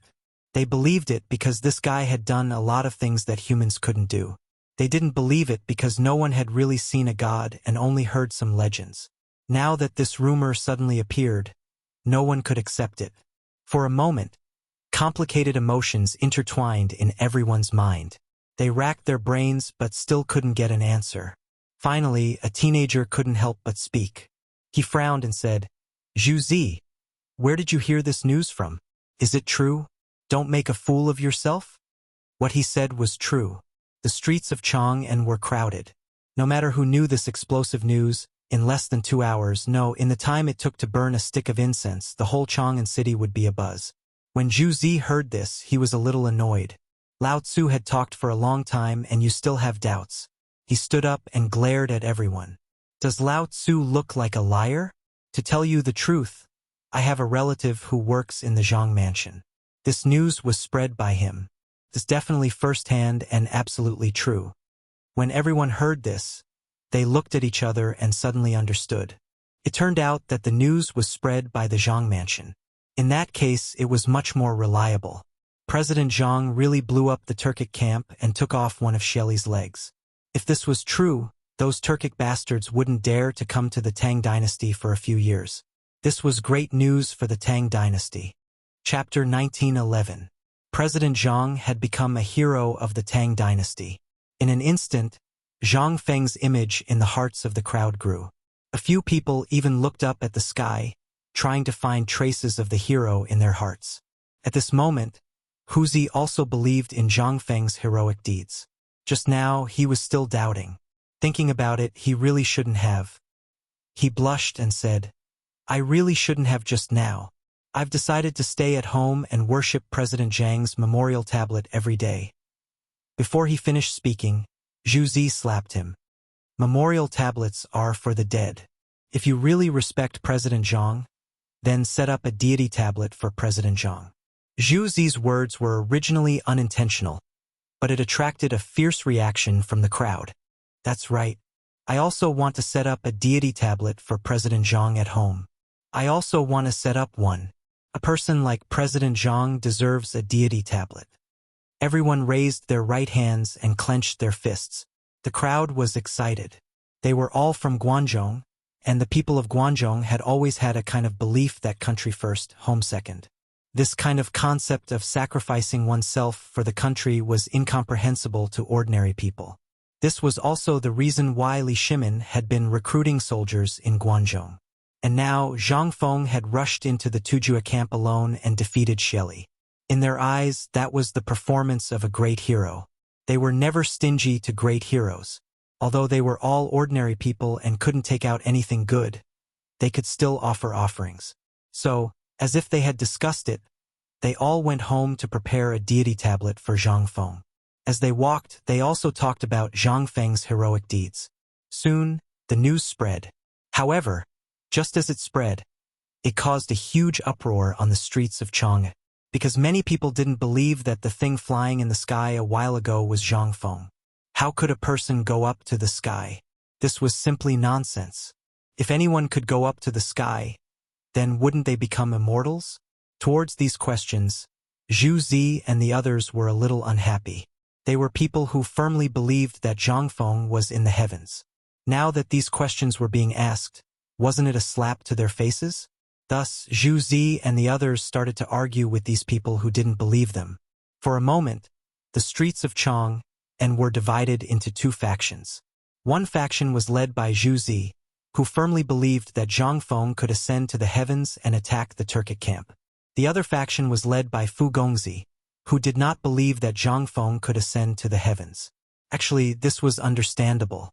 Many of these rich young masters didn't like Zhang Feng. "Why do you have so much gold, silver, and treasures? You're also so talented, and you even have 2 beautiful wives. What about me? I don't have anything. When I get home, my father even compares me to you. Naturally, I feel unbalanced." However, Wuxia did not care about this. He pulled the crowd and scolded them. Things like President Zhang being able to ascend to the heavens and President Zhang being awesome. In any case, they just said whatever was amazing. The confidence of some of the rich young masters was greatly damaged. Some even couldn't take it and had to raise their hands and surrender. Only then did Wuxia give up and continue to promote Zhang Feng's glorious deeds. Zhang Feng, who was thousands of miles away, knew nothing about what was happening on the streets of Chang'e. At this moment, he was lying on the hot air balloon. His eyes were half closed, as if he was not asleep. Gusts of cold wind blew, causing him to shiver. Then he slowly opened his eyes and glanced down. What appeared in front of him was a yellow color, as if it was rendered by a painter's brush. It was a little blurry. He rubbed his eyes, trying to see everything clearly. Finally, a cold wind blew and took away a lot of yellow. He saw clearly that there was a desert below. Countless sand and gravel were rolling in the wind. He was a little confused and subconsciously asked, "Where is this?" "The desert." Looking at the terrain in front of him, it should be the desert. However, wasn't he in Shangzhou? Why was he in the desert? What the F***ck was going on? He shook his head and tried to remember everything that happened in Shangzhou. After a while, the memory emerged bit by bit. It turned out that after blowing up the Turkic camp, A gust of wind blew the hot air balloon away. At that time, because the wind was too strong, the hot air balloon could not be controlled. They could only wait for death. In addition, they had not eaten and were already hungry. They all fell asleep and slept until now. These were nothing. However, they were now in the desert. Once they crossed the desert, they would be in the territory of the Turkic people. Now, the Turkic people hated him to the bone. If he went there, he would die. Thinking of this, Zhang Feng could not sit still. He stood up and roared at Chang Chumo and the others. "You bunch of reckless dogs. Get up quickly. We'll be in the grassland soon." Grassland? Zhang Sun was the first to wake up. He rubbed his eyes and looked at Zhang Feng with a little anger. He joked, "What grassland? Fengzi, are you crazy? Don't disturb me. I dreamed of eating drumsticks." After that, he turned his head and was ready to sleep again. Zhang Feng could not stand it. He went forward and slapped him. He said angrily, "Why are you still sleeping? If you continue sleeping, you'll die. Wake up quickly." Chapter 19:12. After beating up Zhang Sun, he rushed over. It seemed that he was still angry, and he beat up Chang Chumo and Dugo who were sleeping. "Fengzi, are you crazy?" Chang Chumo rubbed his sleepy eyes and blurted out. He was already hungry, and he had just eaten braised meat in his sweet dream, but he was woken up by this guy. He was naturally dissatisfied. As for Dugo, he was clearly still sleeping and enjoying. How could he have expected to be woken up? He originally wanted to curse, but when he opened his eyes and saw that it was Zhang Feng, he was a bit scared. He could only timidly ask, "Fengzi, what are you doing?" "I just saw the entrance to the lovely spring brothel, and I haven't entered yet." Hearing this, Zhang Feng was furious. At this time, these dogs were still thinking about eating, drinking, whoring, and gambling. Thus, he pointed at the sky and angrily glared at everyone. He scolded, "You dogs only know how to eat and drink all day. Who knows where we're floating now? Hurry up and think about how we're going to get back." When these words came out, everyone instantly became spirited. Because they had been sleeping all this time, they really didn't know where they were floating. However, looking at Fengzi's current expression, it seemed very serious. They didn't hesitate and leaned over the railing to check. It didn't matter when they looked, but their legs seemed to not listen to them, and all of them went limp. Where was this? Why was there a patch of yellow everywhere? And there was a sky full of yellow sand? Was the ground also full of sand? They seemed to have never seen this place before. They sat on the hot air balloon, feeling waves of powerlessness coming from their bodies. After a while, Chang Chumo seemed to have recovered. He looked at Zhang Feng and asked anxiously, "Fengzi, where are we? How did we float here?" When these words came out, Zhang Sun and Dugo also seemed to have calmed down. They nodded in unison. "Fengzi, what's going on?" Looking at everyone's appearance, Zhang Feng wanted to laugh. Weren't they all very tough just now? Why were they scared now? He originally wanted to scare them, but when he saw the situation in front of him, he decided against it. Thus, he said with a serious face, "This should be the desert. In other words, we are only one step away from the grassland." Great desert! Everyone looked at each other in confusion. They didn't know much about the desert, but when they heard that it was only a step away from the grassland, they couldn't help but shiver. One had to know that beyond the desert was the grassland, and the grassland was the hinterland of the Turks, and he had just blown up the Turkic camp. If he went over now, wouldn't he be sending himself to his death? Thinking of this, everyone quivered and looked at Zhang Feng. "Fengzi, hurry up and think of a way. If we continue to drift in that direction, we will definitely die." Zhang Feng was originally thinking of a solution, but after being called, he panicked a little. He glared at everyone. "What's the rush? Do you want to die? If you don't think of a way, you'll really die." Chang Chumo looked at everyone and said anxiously, "Now that we are all in the desert, hurry up and think of a solution." Okay, I know." Zhang Feng waved his hand impatiently. In fact, he didn't have any good ideas. When the hot air balloon was successfully made, it didn't have the function of turning. It could only change its direction slightly with the weight, so some sandbags were placed. However, there wasn't any wind now. Even if he threw the sandbags, it would be useless. What should he do? Just as he was deep in thought, a warm wind blew. It was as gentle and delicate as a baby's hand. He suddenly trembled as if he felt a vitality. He quickly raised his hands and carefully felt the direction of the wind. This seemed to be blowing in the direction of Chang'an. That's right, it was the direction of Chang'an. With this wind, they could return to Chang'an. This made him overjoyed. He quickly said to everyone, "Hurry up and throw down all the useless things on the hot air balloon." The only way now was to use this wind to return to Chang'an.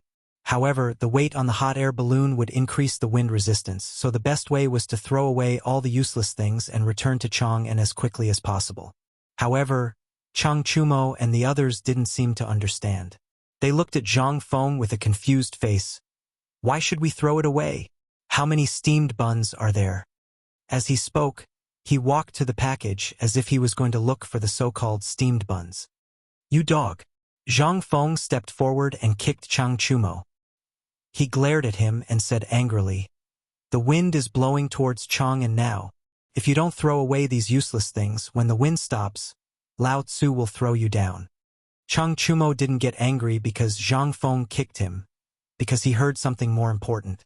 The wind was blowing towards Chang'an? Didn't that mean he could return to Chang'an? Thinking of this, he quickly called Zhang Sun and the others. "You two come quickly. Didn't you hear what Fengzi said? This wind is blowing towards Chang'an. Quickly throw these things down." After that, he didn't care what was in the package and threw it down. Chapter 19:13. Zhang Sun Chong and Du Go were not to be outdone. They stepped forward and quickly cleaned up the hot air balloon. All of a sudden, the hot air balloon rose a few meters as the heavy objects were thrown down. At this time, another gust of wind hit. The hot air balloon began to sway with the wind and drifted toward Chang. Chang Chumo was so happy that he jumped up and down. He seemed to have forgotten that he was hungry. "Fengzi, how long will it take for us to return to Chang'an like this?" He missed the braised meat, roasted chicken, good wine, and the girls in the brothel in Chang'an very much. He couldn't wait to go back to Chang'an. The days in the hot air balloon were really not for humans. There was nothing he wanted, not even a bottle of wine. There were only a few men, and they had stayed there for a few more days. If they stayed there for a few more days, he reckoned that he would be driven crazy. He was not the only one who had this thought. Du Go and Zhang Sun Chong also had this thought. Especially Zhang Sun Chong. This guy was used to wandering around Chang'an City. He ate, drank, and gambled every day. Although he had changed after meeting Zhang Feng, after experiencing life and death this time, he missed Chang'an even more. He didn't miss anything else but the girls in the brothel. "Without me, you must have had a hard time. Don't worry, when I go back this time, I will make it up to you." Thinking of this, his face was full of lewd smiles. Zhang Feng scoffed at all of this, especially when he saw the lewd smiles on everyone's faces. He felt a chill run down his spine. "All right, stop having lewd thoughts. I reckon we'll be back in Chang'an in less than 2 days. If the wind gets stronger, it'll be even faster." When everyone heard this, they seemed to be more excited and cheered. The sky seemed to have heard everyone's cheers. A gust of wind blew again, and this time the wind was stronger than the previous one. The hot air balloon kept floating in the air and sped up. Soon they were out of the desert. Sure enough, as Zhang Feng said, the speed increased when the wind was stronger. A day later, they saw the outline of Chang'an City. This time, Chang Chumo was surprisingly diligent. He did not sleep. When he saw that Chang'an was already in sight, he quickly patted the sleepy Zhang Feng. "Fengzi, we're almost at Chang'an. Wake up quickly." Zhang Feng turned over and ignored Chang Chumo. He thought to himself, "Since we've arrived, why are you making such a fuss?" Seeing that Zhang Feng did not respond, Chang Chumo woke up Zhang Sun Chong and Du Go. When the two of them heard that Chang'an was here, they immediately stood up and surrounded the railing to admire the scenery of Chang'an. At this moment, they felt that the scenery in Chang'an had never been so beautiful. There was no other reason. This was how they felt after surviving a disaster. People were like this. When there was no danger, they would always feel that everything around them was not pleasing to the eye. However, once they experienced life and death, they would instantly feel that everything around them was so beautiful and even precious. Now, the three of them had such thoughts. They had experienced what they thought was life and death. Now, looking at Chang was a new scene. It was as if they thought that Chang was their mother, and they had finally returned to their mother's embrace. They looked at each other and their throats twitched. They hugged each other tightly as if they were about to cry. At this moment, the hot air balloon suddenly swayed and began to descend rapidly. The three of them seemed to have noticed that something was wrong. They quickly let go and leaned over the railing to look down. It did not matter if they looked down. A strong gust of wind blew from below. It was as if air was being pumped into their faces, causing their faces to distort. Chang Chumo quickly reached out to steady his face and continued to look down. However, he only saw the surrounding clouds. The objects underground seemed to be moving faster. This scared him out of his wits. He quickly shouted, "Hurry up and think of a way. What do we do now?" After saying that, he strode toward Zhang Feng. However, he realized that he had only taken half a step when his body tilted. He could only shout at Zhang Feng, "Feng Zi, hurry up and think of a way." Zhang Feng had not been asleep all this time. He had also noticed the swaying just now. His first reaction was that there was a problem with the hydrogen. His mind was working quickly. Chang Chumo shouted, which made him angry, "You are so damn noisy." Halfway through his words, there was a whoosh. The hot air balloon suddenly shriveled. Everyone's expression changed because they all knew that the hot air balloon was supported by the air inside. Now that the air had leaked, wasn't that? Therefore, they quickly grabbed the iron wire and tried to find a way to survive. However, how could they withstand the pressure of the descent? The feeling of weightlessness suddenly hit them. Everyone fell to the ground. For a moment, screams were heard everywhere. It was as if the silent sky had been composed into a wonderful movement. Chang Chumo looked panicked. He stretched out his arm and tried to grab Zhang Sun to give himself some buffer. Zhang Sun was not stupid. He stretched out his arms. Then Dugo also stretched out his arms.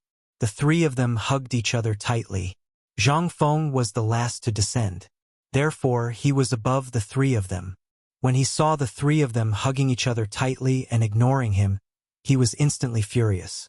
He did not care about his unrecognizable face and shouted, "Bastard! Wait for me!" Chapter 19:14. Due to the airflow and pressure, Zhang Feng's voice was a little hoarse. Fortunately, the three of them still heard him. They reached out and hugged each other tightly. The speed of their descent became faster and faster. Everyone could only feel the cold wind cutting across their faces like knives.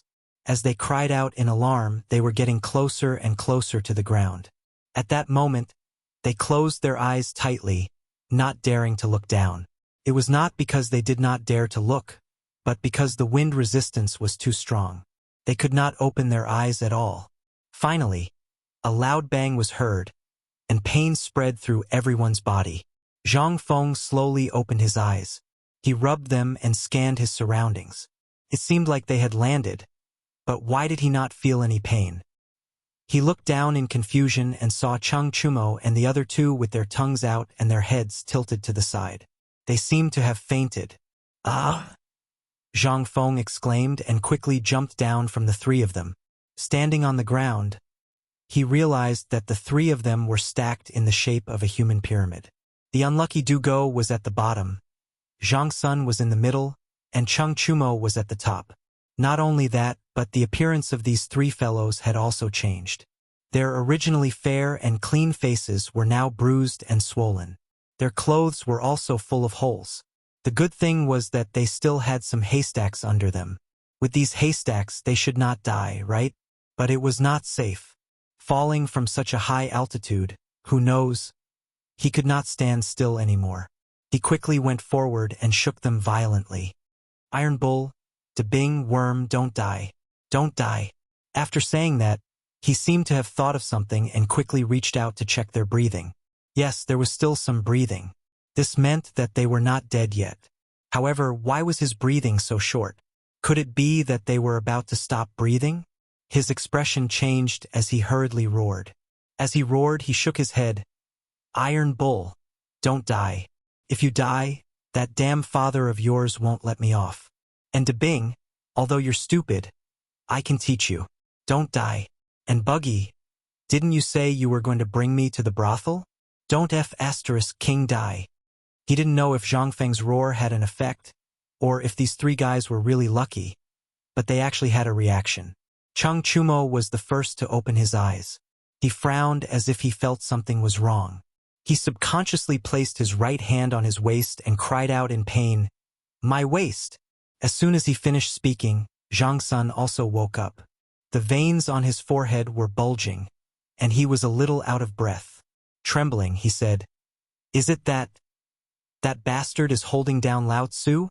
Hearing this, Chang Chumo subconsciously looked down and saw that he was on top of Zhang Sun. He couldn't help but blush. "Bug, it's me. It's you." Zhang Sun turned his head and glanced at him from the corner of his eye. He said angrily, "Then why aren't you King coming down? Don't you know how heavy you are?" Oh. Chang Chumo then nodded. Just as he was about to move his feet, he felt a sharp pain in his waist, which made it difficult for him to move. He glanced in front of him and saw Zhang Feng watching the show. He said angrily, "Feng Zi, you're King watching the show? Hurry up and help me down." Zhang Feng smiled and quickly went forward. He chose to ignore Chang Chumo's scolding. After all, this guy was his human punching bag just now. Moreover, now was the time to save someone. How could he have the time to care about this? Chang Chumo was carefully helped down by Zhang Feng. He sat down on the side. Zhang Sun felt a little better. He looked at Zhang Feng and said, "Feng Zi, help me up too. My waist can't take it anymore." Speaking of this, he seemed to have thought of something. He asked, "Where's that bastard Dabing?" Zhang Feng chuckled and tilted his head. "Isn't he just below you?" Zhang Sun Chong frowned and glanced down. It really was Du Go. Du Go was still unconscious. His face was bruised and his blood vessels were popping. It looked like he had been pressed down. Zhang Sun saw this and his expression changed. He quickly asked, "How did Dabing end up like this? He's not dead, is he?" "He shouldn't be dead, right?" Zhang Feng went forward and looked at Du Go. Then, he looked at Zhang Sun and said jokingly, "If you continue to press him down, he might die." Zhang Sun exclaimed and grabbed Zhang Feng's shoulder. "Quick, help me up." Zhang Feng smiled and quickly helped Zhang Sun Chong up. Only then did Du Go, who was at the bottom, return to normal. "Feng Zi, go take a look at Dabing." Zhang Sun stood at the side and looked at Du Go worriedly. As soon as he said this, Zhang Feng instantly felt that there was true affection between these brothers. Could be seen from this trip to Shang State. However, just as he was about to save Du Go, Zhang Sun and Chang Chumo's discussion came from behind him. "If this kid dies, who will pay for our next visit to the brothel?" Oh, that makes sense. It was obvious that Chang Chumo was the one who had spoken the truth. Chapter 19:15. Zhang Feng turned around and glared at the two before patting Du Go's pale face. "Dabing, wake up. Otherwise, these two bastards will take your money and go to the brothel." "Brothel? What brothel?" Du Go slowly opened his eyes and looked at Zhang Feng in confusion. "What do you mean by that?" Zhang Feng smiled. He knew that this guy would wake up once he mentioned the brothel. As expected, he chuckled. "Hurry up and get up." After that, he went forward to support Du Go and prepared to pull him up. Na Cheng's face changed when he thought of this guy. He cried out in pain. "Ouch, ouch, ouch. My waist is broken." He was the one at the bottom of the human pyramid, so naturally, he was under the most pressure. His waist was probably not feeling well at all. Zhang Feng understood, but it was impossible for him not to get up. He still persuaded him. "Chang'an City is just ahead. Don't tell me you don't want to go home?" As soon as he said that, Du Go seemed to be instantly energized. He glanced at the city gate and pretended to be strong. "Go home. I can do it. Help me up." Zhang Feng smiled. This guy was obviously not that strong, yet he was still pretending. However, his actions were praiseworthy. Without any hesitation, he helped Du Go to sit beside Chang Chumo and the other man. As soon as they stood still, the The three of them seemed to have found something funny. They pointed at Zhang Feng and laughed. This made Zhang Feng confused. Could it be that his clothes were also torn? He quickly checked and found that his clothes were indeed torn. However, he could still wear them. Compared to these three guys, he was much better. He said unhappily, "You guys still have the face to laugh at me. Look at your clothes." The three of them finally reacted. They had been thinking about how to escape and did not look at their appearances. Now that they looked at them, they were really King ugly. Each of them had a bloody nose and a swollen face. There were even straws on their heads. They were just like clowns. In fact, Zhang Feng himself was not much better. Most of his clothes were torn and there was a lot of straw on his head. However, he was not bruised and swollen. After all, he was at the top. After a burst of laughter, Zhang Feng looked at them and said seriously, "Chang'an City is close at hand. Let's walk there. I'll treat your injuries when we reach the Zhang mansion." Chang Chumo nodded. "No problem. Let's go." Just as he was about to get up, a sharp pain came from his disappointing waist. "Ouch, my waist." Du Go was the same. Just as he was about to get up, pain came from his waist. He wailed, "My waist hurts." Zhang Sunchong was a little better. He was in the middle, so his strength was neutralized. His waist was fine, but it was a little sore. Therefore, he looked at the two of them with a mocking expression. "You two want to visit a brothel in your current state? I'm afraid you can't even move." Chang Chumo and Du Go were unhappy. Their faces turned red. They were about to refute when they saw Zhang Sunchong standing between them. He crossed his arms and said proudly, "Look, you still have to rely on Lao Tzu. Lao Tzu will help you back." Chang Chumo and Du Go wanted to curse, but when they saw Zhang Sunchong helping them, they did not say anything. They just lowered their heads and tried to stand up. Zhang Feng could not stand by and watch. He helped Chang Chumo and Du Go up and walked towards Chang'an City. Although the two of them had a sore waist, they were usually in good health. Plus, they wanted to go home quickly. Soon, they reached Chang'an Avenue. However, as soon as they reached Chang'an Avenue, they heard some unusual things. They claimed that Principal Zhang had ascended to the heavens and had personally charged into the Turkic camp. There were even some who claimed that Principal Zhang was the reincarnation of a god. There were also some fellows who claimed that Principal Zhang could predict the future and would soon ascend to the heavens. Hearing all this, Zhang Feng's head was about to explode. When did he become so awesome? Reincarnation of an immortal? Pass away and ascend in 100 days? Lao Tzu did not want to die. Who was spreading rumors about Lao Tzu? With doubts and anger, Zhang Feng stopped a passerby and asked, "Brother, why are there rumors about me everywhere in Chang'an City? Who spread them?" "Rumors about you?" the passerby exclaimed. He looked Zhang Feng up and down and said disdainfully, "Do you think you are President Zhang? Do you think a beggar like you can pretend to be President Zhang, an immortal on earth?" "Ah." The passerby secretly spat and left. Zhang Feng was confused. The whole Chang'an City was spreading rumors about him. How could he pretend not to know a living person in front of him? Was this guy blind? Or was he really blind?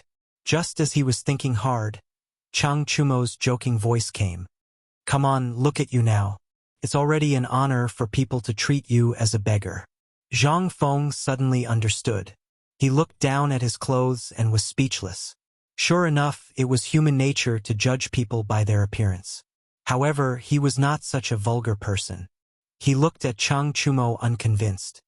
"Lao Tzu is a beggar. Aren't you? Why are you talking about this?" Chapter 1916. Humph. Lao Tzu is just angry. Chang Chumo snorted and turned his head to the side. "It was the four of us who went to bomb the Turkic camp.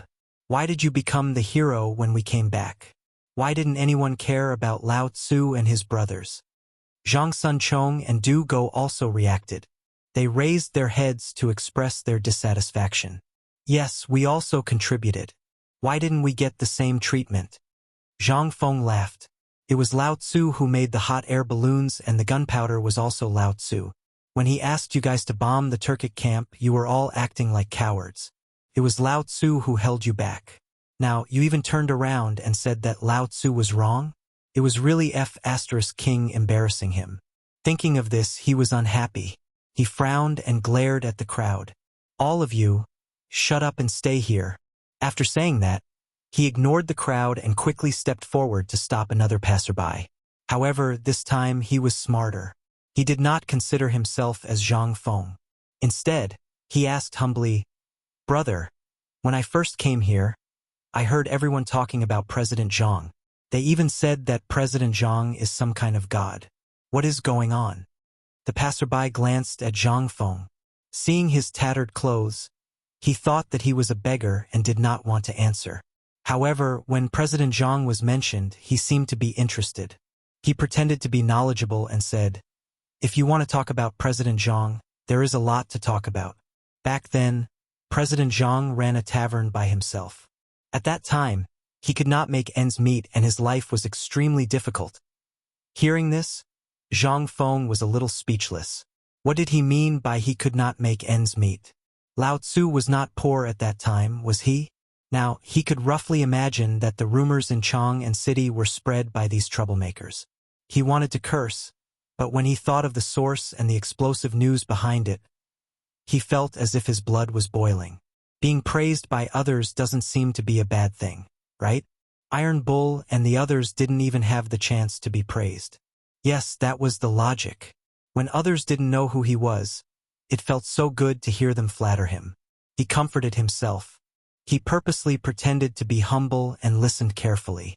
Looking at Zhang Feng, the passerby's vanity seemed to be greatly satisfied. He deliberately coughed twice and said with a serious face, "As for who was the first to talk about President Zhang in Chang'an City, I really don't know. After all, there are so many people in Chang'an City. There's no way to find out. But this discussion started a day ago. Also, I heard that President Zhang is an immortal. It's true. Many people in Chang and city have worshipped President Zhang." "What?" Zhang Feng exclaimed in disbelief. "Worship the deity position? How is this possible?" The deity position was for immortals. He never thought that the people in Chang and city would be so crazy. The passerby seemed to be very satisfied with Zhang Feng. He looked at Zhang Feng as if he were a country bumpkin. "You don't know about this, do you? People in Guangzhou are bellicose. President Zhang bombed the Turkic camp this time. In the eyes of the people in Guangzhou, he is a great hero. Also, speaking of this, he turned his head and looked around. When he saw that there was no one, he slowly approached Zhang Feng with a mysterious face. "Today, I heard that a woman from the Wang clan in Dong City became pregnant after worshipping President Zhang's deity position. You know, this woman from the Wang clan hasn't been pregnant for 3 years. It's all thanks to President Zhang that she is pregnant now." Zhang Feng was stunned. He stood there and didn't know what to say for a moment. Damn it, what did the woman's pregnancy have to do with Lao Tzu? And a woman who hasn't been pregnant for 3 years? This had nothing to do with Lao Tzu. Did these guys think that he was a child-giving guanyin? At this moment, he felt that his head was in a mess. He could only hear a buzzing sound. But at this moment, the passerby leaned over again and said with a smile, "President Zhang is so awesome. When I go back, I'm gonna let my wife have a try. Maybe she can make my family have children." After that, he turned and was about to leave. Suddenly, he thought of something. He took out several copper coins from the bag and counted them in his palm. He took out several coins and was about to give them to Zhang Feng when he felt that something was wrong. He simply handed them to Zhang Feng and said, "I'm happy today. Take the money and go drink with your brother." Zhang Feng was already petrified in place. He didn't react at all to what was happening in front of him. When the passerby saw that the beggar didn't react, he thought that he had made the beggar stupid. He simply grabbed Zhang Feng's right hand and stuffed all the money into it. Then he flicked his sleeves and left. Zhang Feng was stunned. Chang Chumo and the others behind him heard everything clearly. They looked at each other and wanted to laugh. But when they thought that Zhang Feng was still standing there in a daze, they went forward and patted Zhang Feng's shoulder. "Fengzi, are you okay?" Zhang Feng trembled violently. Only then did he recover. What the passerby said just now really made him speechless. How could a woman's pregnancy be related to Lao Tzu? Wasn't this normal? He wanted to vomit blood. He really felt that the people of Chang'an were crazy. Chapter 19:17. Fortunately, Lao Tzu's willpower was strong. Otherwise, he would have fallen to the ground. He looked at Cheng Chumo and the others in confusion.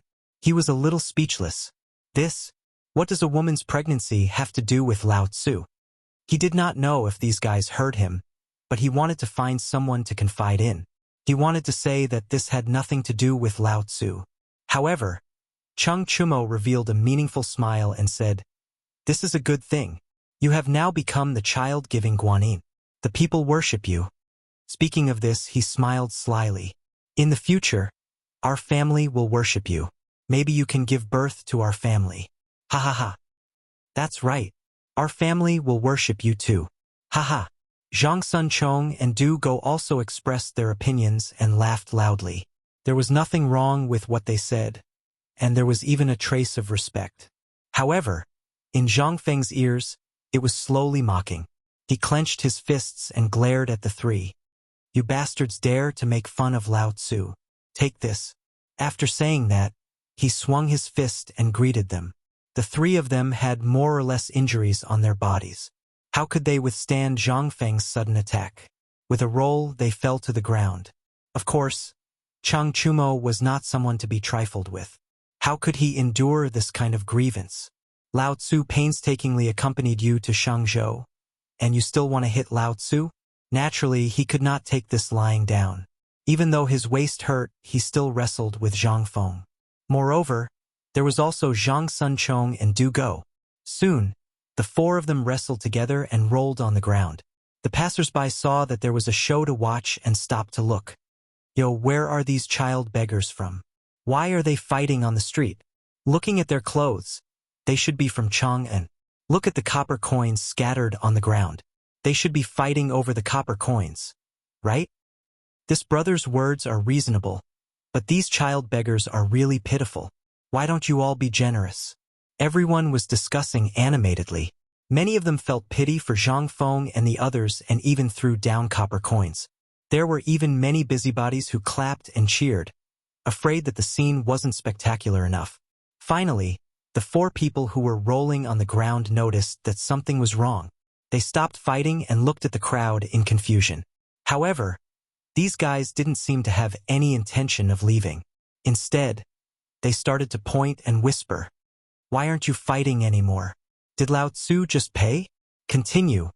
I'm about to place my bets." Upon hearing these words, Zhang Feng was instantly infuriated. He stood up abruptly and pointed at the crowd. "Get lost immediately.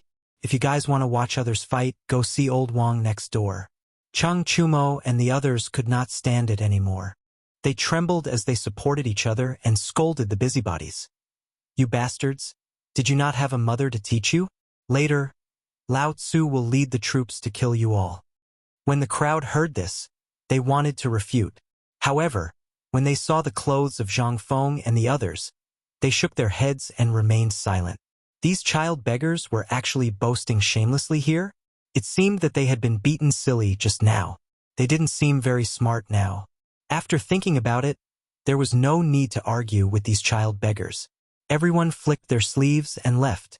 Seeing that everyone had left, Zhang Feng glanced at Cheng Chumo and the others. He snorted coldly and walked toward the Zhang mansion. Cheng Chumo was a little embarrassed. If he went home in this state, he would probably be scolded by his father. Then he would be hung up and beaten. He would say that he was ruining the family's reputation and insulting the Cheng family. Zhang Sun and Du Go were similar. Both of them were young masters of aristocratic families. If they went home in this state, they would be laughed at by others. How could they raise their heads in Chang and in the future? After thinking about it, the three of them decided not to go home. They followed Feng Zi to the Zhang mansion. This kid had brought them to Shangzhou. Now that he was in this state, he wanted to run away? No way. Therefore, the three of them followed Zhang Feng's footsteps and walked toward the Zhang mansion. Zhang Feng didn't care so much at first. He flicked his sleeves and walked forward. However, the more he walked, the more he felt that something was wrong. He realized that someone was following him. When he turned around, he saw that it was these three guys. Therefore, He stopped and looked at the three of them with a mocking expression. Why are you three following Lao Tzu? Weren't you very good at beating Lao Tzu just now? Cheng Chumo was already unhappy. When he heard this, he pouted. Who said that Lao Tzu is following you? It's not like your family built this road. Tisk? Zhang Feng looked at him with disdain and turned to walk toward the Zhang mansion. He knew in his heart that these guys didn't dare to go home for the time being. They could only follow him. However, they were unwilling to admit defeat. However, was Lao Tzu someone who would admit defeat? If you want to follow, then follow. When we reach the Zhang mansion, let's see how Lao Tzu will deal with you. They didn't speak along the way. Finally, they arrived at the Zhang mansion. When he saw the plaque of the Zhang mansion, Zhang Feng instantly felt a sense of belonging to his home. A warm feeling arose in his heart. It was still that familiar place. It was still those familiar voices. He felt like crying. Lao Tzu had suffered so much outside. He was finally back. However, he still held it in. He couldn't drop the ball in front of these guys. He sorted out his emotions and strode toward the door. He thought that he would be able to eat braised meat, chicken drumsticks, and other delicacies soon. Chapter 19:18. Just as he was immersed in his beautiful fantasy, a shout pulled him back to reality. Stop! Where did this child beggar come from? Why are you begging at the Zhang residence? Zhang Feng frowned. It was normal for people to call Lao Tzu a child beggar. After all, many of them had never seen him before. Why would someone call Lao Tzu a child beggar in the Zhang residence? Were they blind or did they take the wrong medicine? He stared at the source of the voice and saw two servants in the Zhang residence's uniform glaring at him arrogantly. This made him furious. He frowned and scolded. Are you blind? You don't even recognize Lao Tzu. Lao Tzu is your master. Master? The two servants looked at each other in confusion. This was clearly a child beggar. How dare he say he was their master? How dare he? The leader of the servants stood out and took out a stick from his sleeve. He frowned and said, You dare to impersonate our master? Do you not know how to write the word death? Feng Zi almost fainted when he heard this. Not only did these people not recognize him, but they also dared to take out a stick. What were they trying to do? Beat Lao Tzu? Just as he was about to step forward, Cheng Chumo jumped out and pointed at the servant. He stared at him and said, Open your dog eyes and see clearly. Is this really your master? He did not want to help Feng Zi, but it was not good for him to just stand there. Moreover, if he was recognized by someone familiar, the Cheng family would lose face. However, the servant did not buy it. He only thought that these people were child beggars and started arguing again. Just like that, Cheng Chumo and the servant quarreled. Their voices could be heard throughout the Zhang residence. Not long after, the scolding attracted a large group of people from the Zhang residence. The leader was Du Ziding. He led a group of servants and walked out aggressively. Who is it? Who is impersonating our master? He stood at the door and glanced at the crowd, glaring angrily. When the servant saw the housekeeper come out, he quickly went forward and pointed at Zhang Feng. Housekeeper? It's him. He said he's the master. Du Ziding frowned and looked at Zhang Feng. Her first reaction was that a child beggar dared to cause trouble here. However, the more he looked at him, the more he felt that something was amiss. Why did this person look so much like master? This figure, this standing posture, this face shape, how could there be someone so similar in this world? Could this really be the master? However, on second thought, he felt that it was unlikely. Old Master had such a huge family business and was also the dean of White Deer College. How could he be dressed so shabbily? This person must have impersonated Master because he looked like him. Yes, that must be it. Having made up his mind, he waved his hand. Men? At this moment, Zhang Feng's face instantly darkened. Old Du, you bastard. Even you don't recognize Lao Tzu? Hearing this, Du Ziding felt goosebumps all over her body. This voice, why did it look so much like Master? Thinking about it, Du Ziding took another look at Zhang Feng's appearance. In an instant, her legs went weak and she almost fainted. That voice belonged to Master. Only Master would call him Old Du in Chang'an City. Only Master dared to call him that. The more he thought about it, the more he felt that something was amiss. He took a closer look and almost fainted. He looked exactly the same as Old Master. They were practically carved from the same mold. And this voice, this was a living example of Old Master. He could no longer remain calm. He came forward and looked at Zhang Feng. His voice trembled as he asked, "Master, are you really Master? What do you think?" Zhang Fu waved his sleeves and stared at Du Ziding. Who else in Chang and city dares to impersonate Lao Tzu? As soon as he said that, Du Ziding was sure that this was her master. Only Master would speak to her like this. Only Master could emit such a domineering aura. Therefore, he hurriedly cheered, "Master, it's Master, Master is back." Before he could finish his sentence, Zhang Feng hurriedly stepped forward and covered Du Ziding's mouth. He widened his eyes and said, "Do you want the whole mansion to know that Lao Tzu is like this?" Du Ziding's mouth was covered, so she didn't react for a long time. Her eyes kept rolling until she saw Zhang Feng's tattered clothes. She suddenly understood and quickly nodded to show that she understood. Zhang Feng let go and snorted. "Prepare hot water immediately." Du Ziding nodded and quickly waved her hand to dismiss the servants. Then, she welcomed Zhang Feng into the mansion. Chang Chumo and the others saw Zhang Feng enter the mansion and quickly followed him. In the side hall, Du Ziding had already prepared hot water. Zhang Feng, Chang Chumo, and the others ran in quickly, as if they were afraid that others would see them. Du Ziding was guarding the door. She looked around vigilantly and looked around from time to time.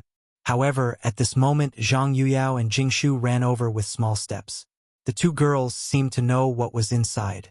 They didn't care that Du Ziding was guarding the door and were ready to rush in. This frightened Du Ziding. She hurriedly stopped the two girls. "Ladies, you are—" Zhang Yuyao glanced inside and said impatiently, "I just heard that a few beggars entered the mansion. What's going on? I also heard that Master is back." Chapter 1919. Du Ziding quickly shook her head and put her hands on the door frame. "Beggar? What beggar? Why don't I know?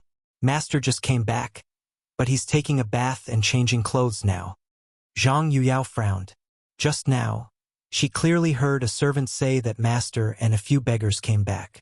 Why wasn't there anyone now? She unwillingly glanced inside, but she didn't see anything. Jingshu just smiled and didn't say anything, because she had already guessed the gist of it from Du Ziding's expression. Perhaps this Master was the child beggar. Master was so prideful. How could he let the housekeeper say it? After thinking for a while, she pulled Zhang Yuyao. "Sister Yuyao, the housekeeper is right. Since Master is back, let's go to the hall and wait. We'll see in a while." After saying that, she didn't care about Zhang Yuyao's reaction and pulled her to the hall. Zhang Yuyao was still confused. She looked back from time to time, but when she thought that Sister Jingshu's words were reasonable, she still walked to the hall. After a while, Zhang Feng finished washing up and walked to the hall.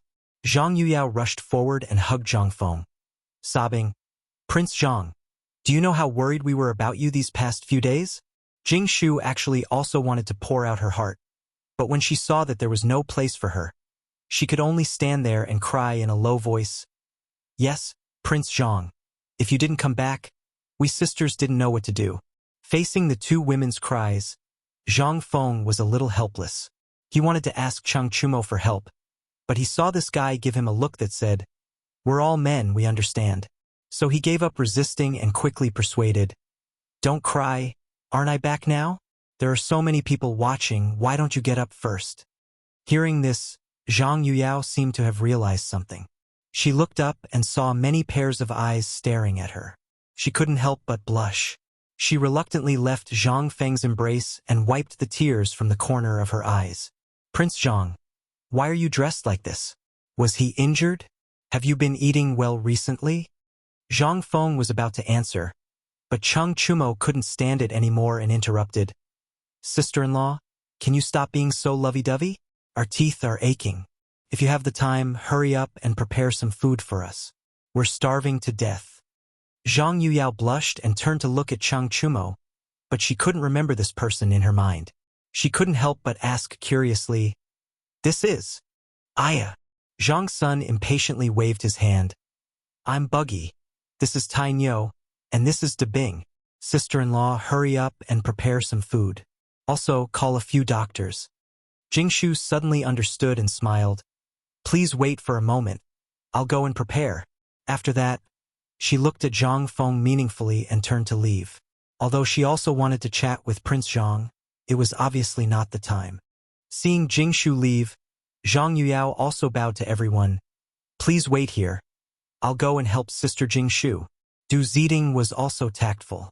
She probably guessed that the master and the young masters had something to say, so she casually found an excuse and left. After the three of them left, the hall became much quieter. But soon, the silence was broken by Chang Chumo. He looked at Zhang Feng and showed an expression that all men understood. Feng Zi, you're really lucky to have such a wife. If I, Tai Nyo, had such a wife, I'd be willing to die.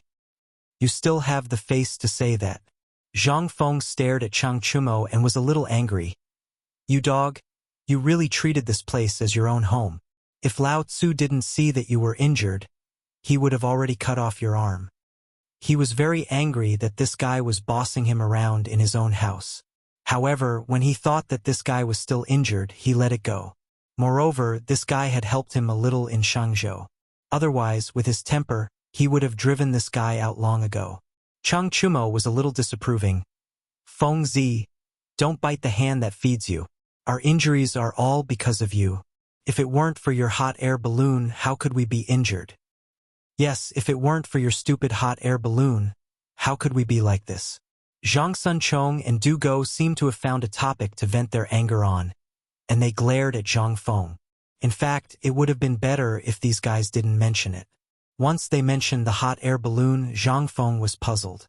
The hot air balloon was clearly fine in the sky, and there was no problem all the way to Shangzhou. Why did it deflate when it returned to Chang'an? Moreover, it deflated very quickly. Before they could react, it had already landed. It was a little strange.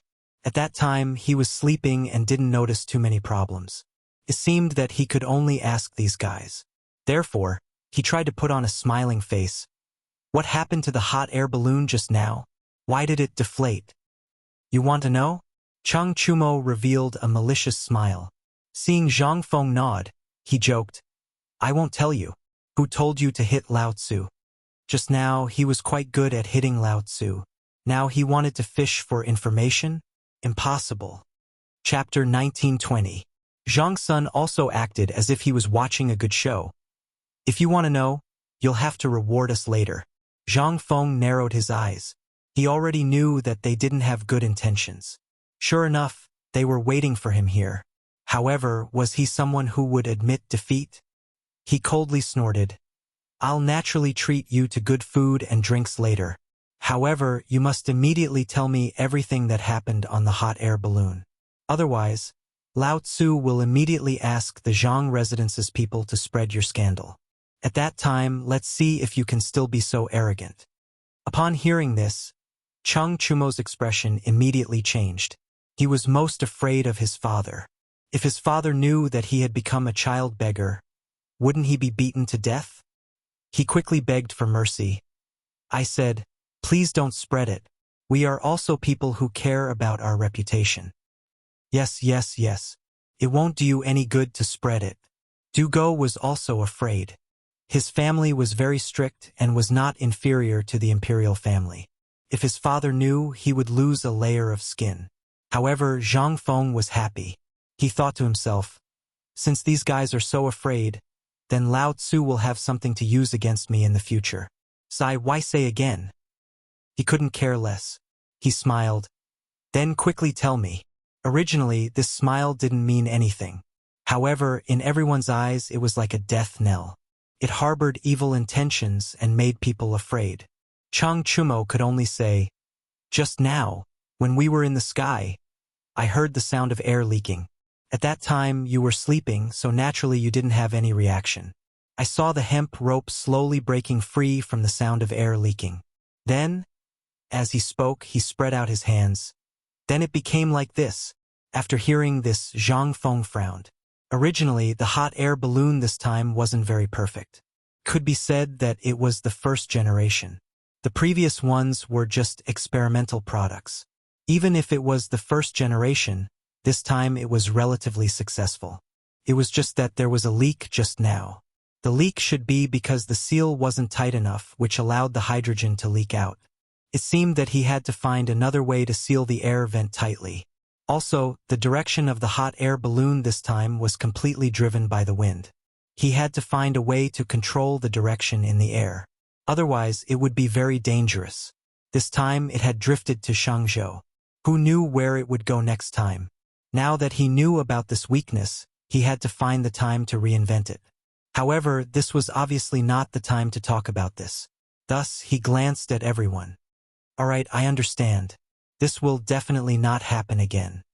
Just as he finished speaking, Du Ziding and the two girls walked in together. Prince Zhang, the bath water is ready. Jingshu blushed and looked at Zhang Feng. Zhang Feng nodded and glanced at Cheng Chumo and the others. Let's go and take a bath. After saying that, he turned around and walked out of the room. Cheng Chumo and the others followed closely behind. The shower was soon over, and the four of them changed into new clothes. At this time, the doctor was already waiting in the hall. The doctor picked up Cheng Chumo's arm and carefully examined it. His brows were sometimes knitted and sometimes relaxed. He didn't know what was going on. After about half an incense stick's time, the doctor let go of the arm and stroked his beard. The problem is neither big nor small. It's just that the lumbar bone is damaged. Wait for old man to prescribe some medicine. Take it first. I don't know if it's useful or not. Take it first. After saying that, the doctor didn't explain. He took out a pen and paper, and a dragon and snake flew around. However, Cheng Chumo panicked. Hearing the doctor's words, it seemed that he couldn't be saved. He hurriedly asked, but the doctor excused himself by saying that his medical skills were not good enough. After that, he took the pulse of Zhang Sunchong and Dugo. The conclusion was basically the same. The lumbar bone was damaged and needed to be recuperated. They couldn't stay calm anymore. They were about to ask the doctor, but unexpectedly, the guy ran away like a wisp of smoke. Cheng Chumo held the prescription in his hand and wanted to cry. It wasn't because of the doctor's words. After all, there weren't many in the Cheng family who were afraid of death. The injury on his waist wasn't fatal. It was because the doctor told him to avoid spicy food, avoid this and that. Most importantly, he couldn't touch women. Otherwise, the injury on his waist would worsen. How could he, one of the Chong and four tyrants, endure this? However, he couldn't ignore the doctor's words. Therefore, he decided to vent his anger on Zhang Feng. Feng Zi, you mother****. Lao Tzu is like this now because of you. That bullshit doctor told Lao Tzu to avoid this and that and not to touch women. What do you think we should do? Yes. Zhang Sunchong also stood up and looked at Zhang Feng condescendingly. Lao Tzu's favorite drumstick is going to leave me. How are you going to compensate me? Du Go was naturally unwilling. He pointed at Zhang Feng and also attacked him. It was as if he didn't care about his back pain at all. As for Zhang Feng, he sat on the stool with a cigarette in his right hand. From time to time, he would take a puff. He was very satisfied. He was currently immersed in the stimulation of the cigarette and had no intention of replying to the three of them. Moreover, he could understand what the three of them said. After all, an injury wasn't a small matter. Moreover, it was an injury on his waist. That was even more so he didn't choose to refute. Moreover, what was the use of refuting? These three guys were more vicious than dogs. He had no chance of winning. Chapter 1921. When Cheng Chumo saw that Zhang Feng didn't respond, he became even fiercer. He gritted his teeth and said, Feng Zi, don't King think you can just keep quiet. If Lao Tzu can't touch women, how can he carry on the family line in the future? At this point, his expression changed, and he actually wanted to cry. That's not the most important thing. Lao Tzu can't eat barbecue or drink in the future. What should we do? Obviously, eating and drinking were his first priority, and carrying on the family line was second. Would old Cheng beat him to death if he heard this? Du Go also had a bitter expression. Thinking that he wouldn't be able to eat what he wanted to eat in the future, he held back his tears and complained, "My drumstick, my duck neck, my—" "Stop *king quarreling." Zhang Feng suddenly stood up and interrupted the noise. He took a deep puff of his cigarette and spat out the smoke. He glanced at the crowd and scolded, "Look at you guys. You're the *king 4 hegemons of Chang, and isn't it just a little injury on your waist? It's not like you broke your waist. That doctor just now was obviously a quack. I'll personally find a few good doctors for you. For the next few days you can eat and drink as much as you want. As long as you don't die, I can pull you back from the gates of hell. These are my words, and no one can stop me." He wasn't bragging. He had a certain status in Chang, and so it was relatively easy for him to find some good doctors. In addition to the connections of his teachers, there was no doctor in the Tang dynasty that he couldn't find. Of course, that immortal son Simiao might not be easy to find, but ordinary doctors weren't a problem. After hearing Zhang Feng's words, the three of them felt reassured. However, there was still a trace of concern in their hearts. "You're not lying to us, right?" Zhang Feng took a deep puff of his cigarette and waved his hand. "Think about it. With your IQ, do you think I can lie to you?" The three of them nodded and secretly agreed. Indeed, there were three of them, and this guy was only one person. How could he lie to them? After lying to himself for a while, Chang Chumo said, "Then let's cut the crap and serve the hot pot. Lao Tzu is already hungry." Zhang Feng rolled his eyes at the guy and said to Du Ziding, "Old Du, serve the hot pot." Du Ziding accepted the order and left. After a while, the servants brought in all kinds of ingredients. This made Chang Chumo and the other two drool. Back then, when they were on the hot air balloon, they had nothing. When they finally found a few steamed buns, the four of them had to share them. This was the consequence of not bringing food. Of course, Zhang Feng did not think of this at that time. He thought that the hot air balloon would not float too far. Who would have thought that it would go to Shangzhou? Without saying anything more, everyone set up a fire and began to feed them. Not long after, the ingredients were cooked. Chang Chumo and the others wolfed down the food. But this was hot pot. How could he eat it like that? The three of them were scalded to the point that they could only stick out their tongues.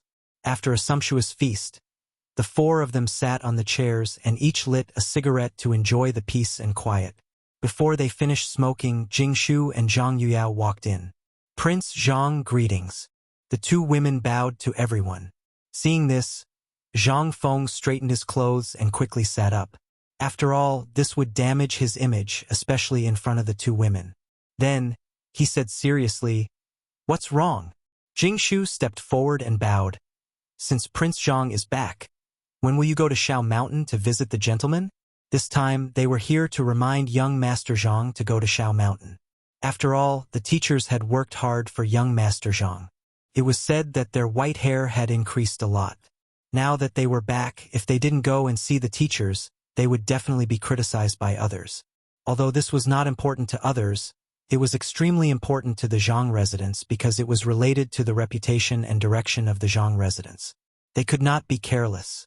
As the future mistress of the Zhang residents, they naturally had to remind him. Zhang Feng naturally knew this in his heart. It was just that he had just returned and did not think about it. Now that he was suddenly reminded, he felt a little unnatural. This was his master, and he actually needed the two girls to remind him. He really should not have done that. After blaming himself, he said with a serious face, "Indeed, what you said is reasonable. I was not here for a few days, so my master must be very busy. I should pay him a visit." As he spoke, he raised his head and glanced outside the door. Seeing that the sun was setting in the west, he changed the topic. "It's already late. Let's go tomorrow morning. Send someone to Shao Mountain to pass on a message that I'm back." Jing Shu thought for a moment and felt that Prince Zhang's words were reasonable. She bowed. "Yes, young master. What? Is there anything else?" Seeing that the two women did not leave, Zhang Feng could not help but ask. Jing Shu nodded and continued. "A few days ago, Madame Xie came and brought a lot of dried flowers." "Madame Xie?" Zhang Feng thought about this name carefully and asked, "How many dried flowers did she bring?" Did she report it? Did she pay? He had previously made an agreement with this Madame Xie. As long as he did not ask, she would continue to send flowers. This could be considered as secretly helping the Xie family. Chapter 1922. Moreover, the dried flowers were related to perfume, and perfume was a new product. He dared not be careless. Jingshu also knew the importance of the matter. She took out an account book from her sleeve and handed it to Zhang Feng. Young master, this is the account book. There are a total of 30 stones. Zhang Feng took the account book and looked at it carefully. Seeing that there was no problem, he closed the account book and handed it back to Jingshu. Well, there is no problem. Tell old Du to take good care of the dried flowers. I will have great use for them in the future. Jingshu nodded. She seemed to have thought of something and said, A few days ago, Mr. Zihuai also came. He brought some news. He said that the teachers of the academy sent some servants to Shenzhou in order to find you. Hearing this, Zhang Feng couldn't help but feel a little touched. The teachers on the mountain really treated him well. They really did help him when he needed them, especially the old Xiaocai. Although he usually did not show it, he knew that he was the one who cared about him the most. The old Xiaocai was usually lonely and had no one to rely on. Since he met him, he even treated him like a nephew. This kind of feeling could not be understood by others. Only he knew. Thinking of this, the corners of his eyes became wet. Zhang Yuyao seemed to have noticed something. She quickly took a handkerchief from the ground and said, Prince Zhang, don't be sad. Who said I was sad? Zhang Feng tilted his head. He was not convinced. How could a man cry in front of a woman? So he waved his sleeve and wiped the corners of his eyes. He tried to be brave and said, See, I said I am fine. You don't have to say anything. He thought that he had covered up all of this well. However, he did not know that the two women saw through all of this. They looked at each other and giggled. Okay, don't laugh. Zhang Feng waved his hand. He felt that his face was a little hot. Keep laughing and see how I will deal with you in the future. As soon as he finished speaking, the two women reluctantly agreed and waved their hands before leaving the room. After the two women left, Zhang Feng felt that someone was looking at him strangely. When he turned around, he saw Cheng Chumo and the others smiling slyly. He was a little stupid. It was one thing for women to laugh at Lao Tzu, but they actually dared to laugh too. He stood up abruptly, pointed at the crowd, and said angrily, What are you bastards laughing at? Nothing, nothing. The three of them shivered and hurriedly waved their hands. Just now, they had seen everything with their own eyes. They had no choice but to laugh. Who would have thought that a grown man would be like this? However, this fellow seemed to not allow others to laugh. He was even fiercer than a dog. Naturally, they didn't dare to say anything. Zhang Feng knew in his heart what these bastards were laughing at. However, if they did not want to admit it, there was nothing he could do. He could only scold. If Lao Tzu sees you laughing in the Zhang mansion in the future, Lao Tzu will spread your scandal throughout Chang'an City. After saying that, he waved his sleeves and turned around to leave. Only the dumbfounded crowd was left in the room. This was too domineering, wasn't it? He didn't allow them to laugh? However, after thinking about it, they were in the Zhang mansion and they were still injured. They could only endure it and teach this bastard a lesson in the future. Therefore, the three of them decided to swallow their anger. Without anyone to vent their anger, they could only find a guest room to rest. It was night. The sky was gray and not a single star could be seen. However, the Zhang mansion was brightly lit. The flames swayed under the veil as if they were cheering for the return of the owner. The night gradually deepened. Small snowflakes began to float in the sky. Slowly, the snowflakes became bigger and bigger. The houses, flowers, and trees were all covered in a snowy white. The entire Zhang mansion became a world of silver and white.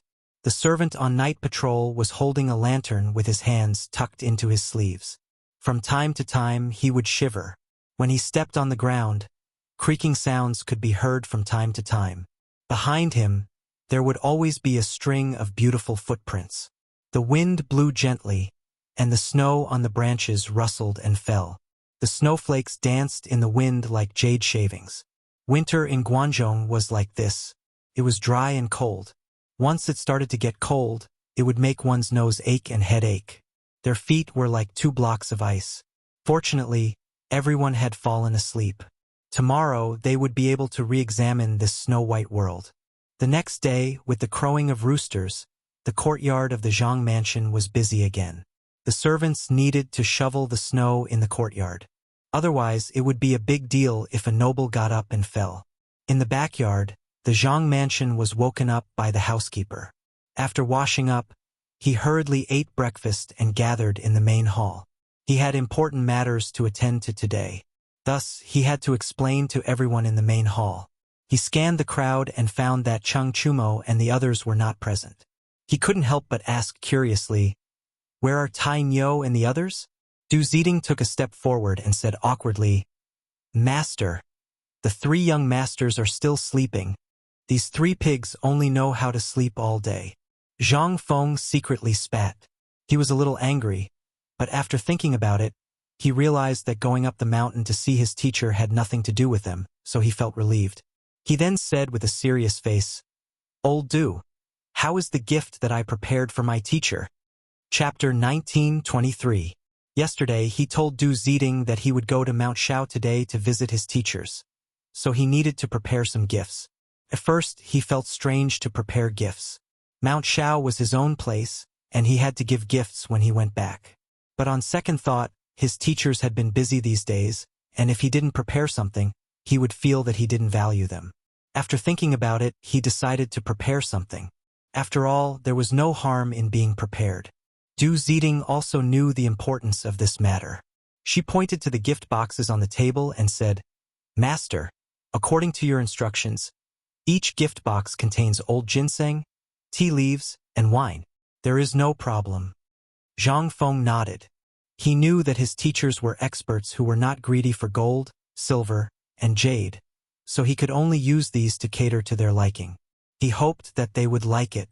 After saying that, he turned around and walked out of the door. But at this time, Jing Shu grabbed Zhang Feng and pleaded, "Prince Zhang, let us sisters go with you." "Yes, Prince Zhang, we also want to go," Zhang Yuyao also said with a hopeful look. This made Zhang Feng confused. He asked, "I'm going to see my teachers. What are you going to do? And I will be back soon." Jing Shu shook her head and said with a bitter face, "Prince Zhang, you don't know how we sisters survived when you were not here. We were worried that you would not come back after leaving. We have been looking forward to it for a long time, but you finally came back. Now that you are leaving, please take us with you. We were really worried that you would not come back." Zhang Feng looked at the 2 women affectionately. He didn't expect that the 2 women had such deep feelings for him and were so worried about him. If he didn't take them with him now, he felt a little wrong. He had to say, "Okay, then let's go together." Hearing this, the 2 women were overjoyed. Du Ziding stood on the side and smiled without saying anything. Young people, she could understand. The carriage had been waiting outside for a long time. The group of people boarded the carriage and set off for Shao Mountain. This time, he didn't bring too many people, only Zhang Yuyao, Jing Shu, and 5 servants. Because this was considered paying a visit to his master and thanking him for his kindness, there was no need for extravagance. Naturally, he didn't need to bring too many people. Soon, they arrived at Shao Mountain. The carriage stopped at the entrance of the academy. Zhang Feng poked his head out and felt a familiar smell. It was the smell of the mountains, mixed with the fragrance of countless flowers and trees. Even though it was winter and everything had withered, the academy was still thriving. This was the strength of the students. Wherever they were, it would always be filled with the aura of youth. After enjoying the wonderful feeling, he was about to get out of the car when he heard a series of exclamations. "Dean, the dean is back!" Zhang Feng looked in the direction of the voice and saw a group of students calling him. There were quite a few of them, and there were some familiar faces among them, including Yunping, Qiuran, and the others. This made him a little confused. Why were there so many students here? Were they here to welcome him? Thinking of this, he was overjoyed. He tidied his clothes and walked out of the carriage. He smiled at the crowd and said, "Why are you all here?" Yunping stepped forward, scratched his head, and smiled. "I know the dean is coming back today, So I came here to wait for you. Waiting for me? Zhang Feng was a little surprised. Even though he knew that these students were here to welcome him, he couldn't help but be surprised. However, he still had to put on a show to avoid disappointing them. Therefore, he said with a happy face, I didn't expect you to be so considerate. You didn't waste my usual teaching. At this time, he didn't forget to brag about himself. The students were obviously happy to hear this. They smiled and felt a little embarrassed. After a round of laughter, Zhang Feng glanced at the crowd. Let's go into the academy. You must be waiting for a long time, right? Qiu Ran nodded. You are already waiting for us at the dean's residence. After saying that, he took the initiative to step back. The students also stepped aside and made a path for Zhang Feng. The carriage slowly pulled behind them and drove towards the academy. After a while, the group of people arrived at the residence. The students dispersed, leaving only Zhang Feng and the others. Zhang Feng helped the two women out of the carriage and walked towards the residence. As soon as he opened the door, he saw the 4 teachers and the old elementary scholar sitting on the stool, not saying a word. Zhang Feng greeted them with a happy face. He bowed to his teachers one by one. Hello, teachers. He originally thought that his teachers would be very happy when he came back and then invite him to have a candlelight talk. However, something unexpected happened. Yu Shernan shot to his feet and glared at her coldly. You still remember to come back? Zhang Feng was stunned. He thought that his teacher would be very happy. Why was he so angry? He didn't dare to answer. He quickly looked at the other teachers, wanting to ask for help. However, the other teachers were still sitting and looking at him coldly. It was as if they took everything for granted. Even the old elementary scholar was the same. What's wrong with these teachers? Chapter 1924. Why was he angry with him? Just as he was racking his brains, the old scholar stepped forward and said with disappointment, Where did you go this time? Be honest and explain everything clearly. Zhang Feng frowned. He probably knew why his teacher was angry. When he was about to answer, Jing Shu stood up. She bowed to the gentleman and said, Gentlemen, Prince Zhang just came back. He is still injured. Can you let him sit down and talk? Injured? Yu Shernan glanced at Zhang Feng. He was a little moved. In fact, he didn't mean to reprimand this student. In general, Feng Zi did everything well. However, this incident made them very angry. A dean of the academy actually went to the war-torn Shengzhou? Wasn't he worried about his own safety? Thinking of this, his eyes became cold again. Even if he is injured, let him stand. Why? Do you want to intercede for him? Jing Shu frowned and was a little dissatisfied. She didn't expect these gentlemen to be so strict. However, she didn't dare to refute and said, I don't dare. Zhang Feng saw that the atmosphere was a little tense. He turned his head and glanced at the two girls. He said, You two leave. Our teachers have something to say to me. You shouldn't stay here. Letting the two girls leave was for everyone's good. If the teachers scolded him later, it would be embarrassing. Zhang Yuyao was a little unwilling and pouted. She was very worried about Prince Zhang. Moreover, she had heard of these gentlemen's reputation. They were famous for being strict. This time, Prince Zhang would inevitably be reprimanded for doing such a thing. Jing Shu was obviously more sensible. Looking at the situation, she knew that she couldn't help much even if she stayed. She quickly pulled Zhang Yuyao and left in a hurry. Seeing the two girls leave, Zhang Feng bowed again. Dear teachers, I know that I did something wrong this time. Please punish me. It was better to admit his mistake first than to ask. Maybe the teacher's punishment would be lighter later. However, he was wrong. The atmosphere in the arena did not ease because of his apology. Yu Shernan waved his sleeves and said coldly, As the saying goes, a gentleman does not stand under a collapsing wall. Do you understand this principle? Zhang Feng shuddered. He had never seen his teacher lose his temper like this. Moreover, it was directed at him. It seemed that he was really angry this time. He could only tremble as he said, Replying to teacher, this student understands. Since you know, why do you want to take the risk yourself? Xueji stood up, pointed at Zhang Feng and scolded him. Do you know what you're shouldering? You might not know, but today old man will tell you. Speaking of this, he looked up at the roof and then at Zhang Feng. You are shouldering the hopes of us old guys, the academy, and even the entire Tang dynasty. How can you put yourself in danger? What if something happens? Zhang Feng was stunned. He did not expect his teacher to have such high expectations of him. And the academy and the entire Tang dynasty? This was a bit exaggerated, wasn't it? He could not afford it. However, in such a serious situation, he had to bow and say, "Yes, teacher. Well, I finished my lecture. Let him tell us what happened this time." Chu Suiliang glanced at the crowd, then looked at Zhang Feng and said coldly, "Hurry up and tell us what happened this time." Zhang Feng nodded and thought for a while before he said, "The cause of this time is that I studied something that can go up to the sky. I called it a hot air balloon. Then I flew all the way to Chang'an in the hot air balloon. Originally, I did not plan to go to Shenzhou, but at that time, the hot air balloon was a little out of control, so I flew all the way to Shenzhou. Since I arrived in Shenzhou and there were Turks stationed there, I wanted to give them a blow, lest they come to the Tang dynasty and loot. This is also a temporary solution for the people of the Tang dynasty." His words were half true and half false. The main purpose was to calm down the anger of his teachers. Obviously, the effect was achieved. Yu Shernan stroked his beard and asked curiously, "Is your hot air balloon so magical? Can it really go up to the sky?" Of course. Zhang Feng was excited and a trace of pride flashed in his eyes. "At that time, we took the hot air balloon to Shenzhou.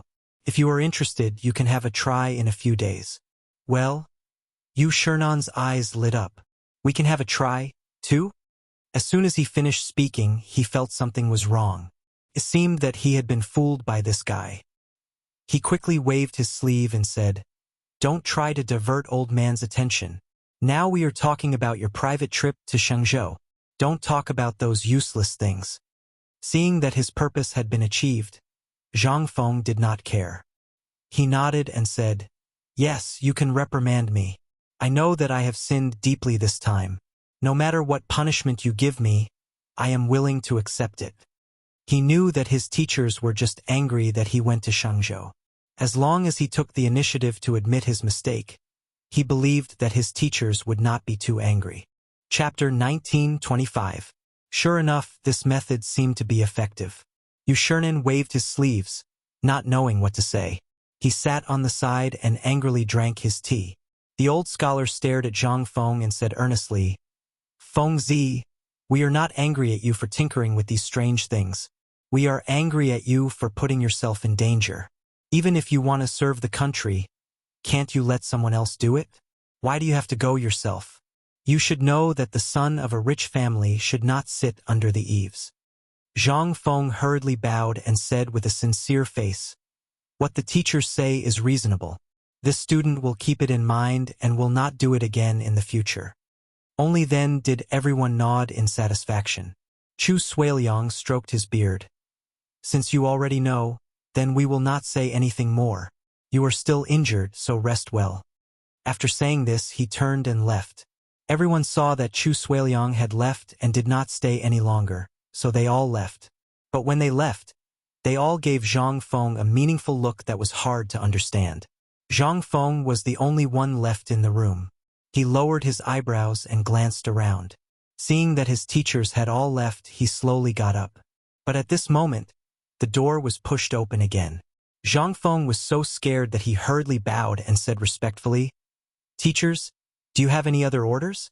A voice came from in front of him, "Prince Zhang, it's us." Zhang Feng could not help but be surprised. This voice did not belong to his teachers. He could not help but be curious. He raised his head and saw that it was Jingshu and Zhang Yuyao. He said unhappily, "So it's you two girls. What are you doing here?" Zhang Yuyao chuckled. "I didn't know young Master Zhang was so afraid of you gentlemen." Zhang Feng rolled his eyes at Zhang Yuyao and casually found a stool to sit down. "I'm not afraid. I'm just showing my respect. I owe my master a great debt of gratitude. This time I've angered them. It's only right for them to scold me." "Prince Zhang is right." Jingshu smiled and went forward to pour a cup of tea for Zhang Feng. Sirs, you are doing this for the good of young master. Upon hearing this, Zhang Feng's face turned a little ugly. The words that his teachers had just reprimanded him were still ringing in his ears. Hence, he waved his hand and said, "It's nothing. You guys go back to your residence first. I want to be alone." Oh, Jingshu nodded. She could tell that Prince Zhang was not in a good mood, so she pulled Zhang Yuyao back to their residence. As for Zhang Feng, he took out a cigarette from his waist and slowly lit it, savoring this lonely life. At the same time, in the imperial study, Li Shimin sat on the dragon throne with a cigarette in his hand. From time to time, he would take a puff. His complexion was not very good. He had been exchanging letters with Shang Zhou for the past few days, but there was no news about Zhang Feng. For this reason, he sent out a few more teams, hoping to find news about Zhang Feng. In fact, he did not have much hope that Zhang Feng would be alive. Thinking about it, after blowing up the Turkic camp, even if he had a flying magical weapon, he could not stay in the sky forever. Since that was the case, he would definitely land. However, until now, why was there no news? Could it be that he was already dead? Or had he been captured by the Turkic people? Or had he been eaten by wild wolves? He had thought about all these. Now, his only hope was to pick up the bones and bring them back. At least, he would have something to remember. However, at this moment, footsteps came from outside the door. Then, little Gizi walked in with small, quick steps. Your Majesty, there is news." He hurried over and almost stumbled. He looked very anxious. Li Shimin raised his lazy eyelids, looking slightly tired. "What news?" Little Gizi hurried forward and said with joy, "There is news about Zhang Feng." "What?" Li Shimin stood up and looked at little Gizi in shock. He could not believe it. "Is what you just said true?" There had been no news about Feng Zi for a few days. He thought that something had happened to this guy. Why was there suddenly news? Could it be that the Turkic people let him come back? Or had this guy met with a misfortune? Thinking of this, his eyes became even more excited. At this moment, little Gizi bowed and said seriously, "Your Majesty, didn't you ask me to inquire about Zhang Feng?" According to the guard outside the palace, Zhang Feng brought his family to Shao Mountain this morning. As for when he came back, I don't know. Li Shimin frowned. He felt that something was wrong. Shenzhou was at least a few hundred miles away from Chang'an. How could Feng Zi come back so soon? This did not make sense. Moreover, even if this guy came back, why was there no news before? Why did he only get the news this morning? All of this was strange. He could not help but be suspicious. "Is what you said true? Are you trying to deceive me?" Hearing this, little Gizi felt bad. How could he dare to deceive His Majesty? His legs went soft and he crawled on the ground. "Your Majesty, what I said is true." The news came from outside the palace. A guard saw Zhang Feng go to Shao Mountain. Li Shimin knew that little Gizi did not dare to deceive him. However, this news was a bit strange. How did Feng Zi come back? How did he escape the eyes and ears of Chang'an? After thinking for a while, he waved his sleeves. "Fine. I'll assume that what you said is true. Go to Shao Mountain and take a look. If I find out that the news is false, I'll come back and break your legs." Chapter 1926. Hearing this, little Gizi shuddered. In fact, he didn't know if Zhang Feng had really returned. The news came from outside the palace, and he was only a messenger. Now, he could only pray that the news was true. Otherwise, his leg. "What are you waiting for?" Li Shimin glanced at little Gizi and said impatiently, "Hurry up and help me change my clothes." Did Feng Zi really come back? He had to confirm it. Otherwise, he wouldn't be at ease. Relying on these messengers wasn't a solution. Moreover, if Feng Zi really came back, he had to check if he was injured. This was very important. Soon, the clothes were changed. Just as he was about to leave, Fang Xianling, Wei Zheng, and the others walked up. Fang Xianling looked at Li Shimin's plain clothes and asked curiously, "Your Majesty, what are you doing?" Li Shimin waved his hand impatiently.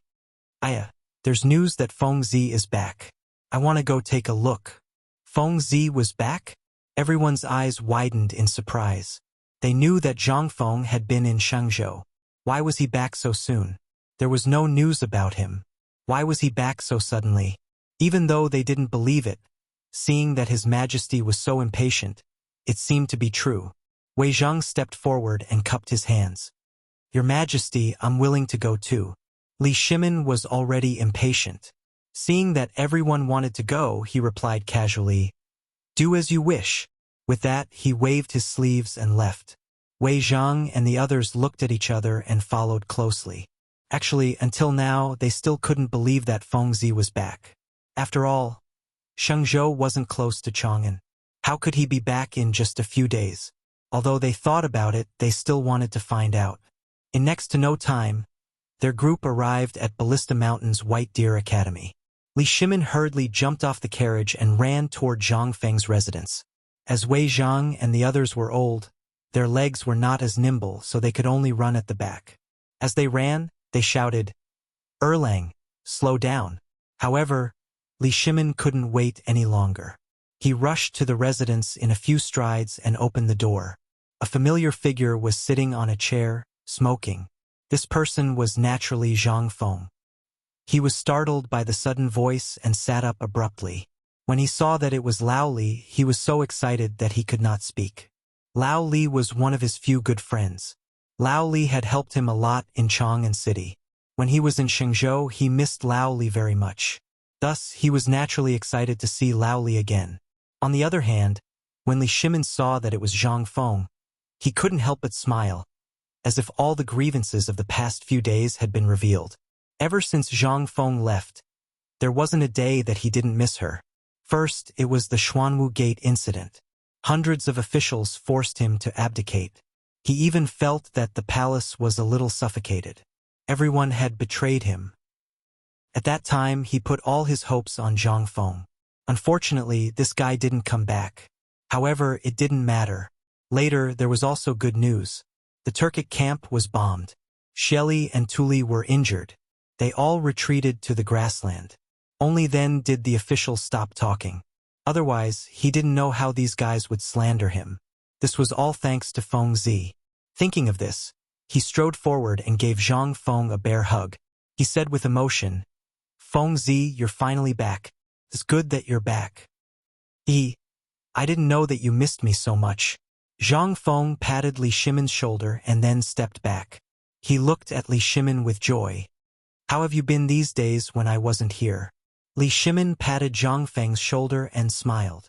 I'm fine. How about you? When did you come back? Why didn't anyone find out? He naturally wouldn't take the initiative to tell Feng Zi about what happened in the palace. After all, it wasn't something to be proud of. I came back yesterday. Zhang Feng smiled as if he thought of something happy. As for why I didn't find out, it's because I have a unique skill. As soon as he finished speaking, Fang Xianling and others rushed in. When they saw that it was really Zhang Feng, they were so excited that they couldn't speak. They were also very worried about Feng Zi. After all, they had been friends for so long. At that time, they all thought that this guy died in Shenzhou. They didn't expect that he was still alive and standing in front of them. How could they not be happy? In fact, the happiest one was Xiao Gizi. Just now, when he passed the news of Zhang Feng's return to His Majesty was still doubtful. Now that it was true, His Majesty could hug his leg, right? Zhang Feng, this brat, is usually not much, but now he has become our family's savior? Thinking about it, comparisons were odious. Zhang Feng didn't know this. Seeing that everyone was stunned, he couldn't help but ask, What? Don't you recognize me?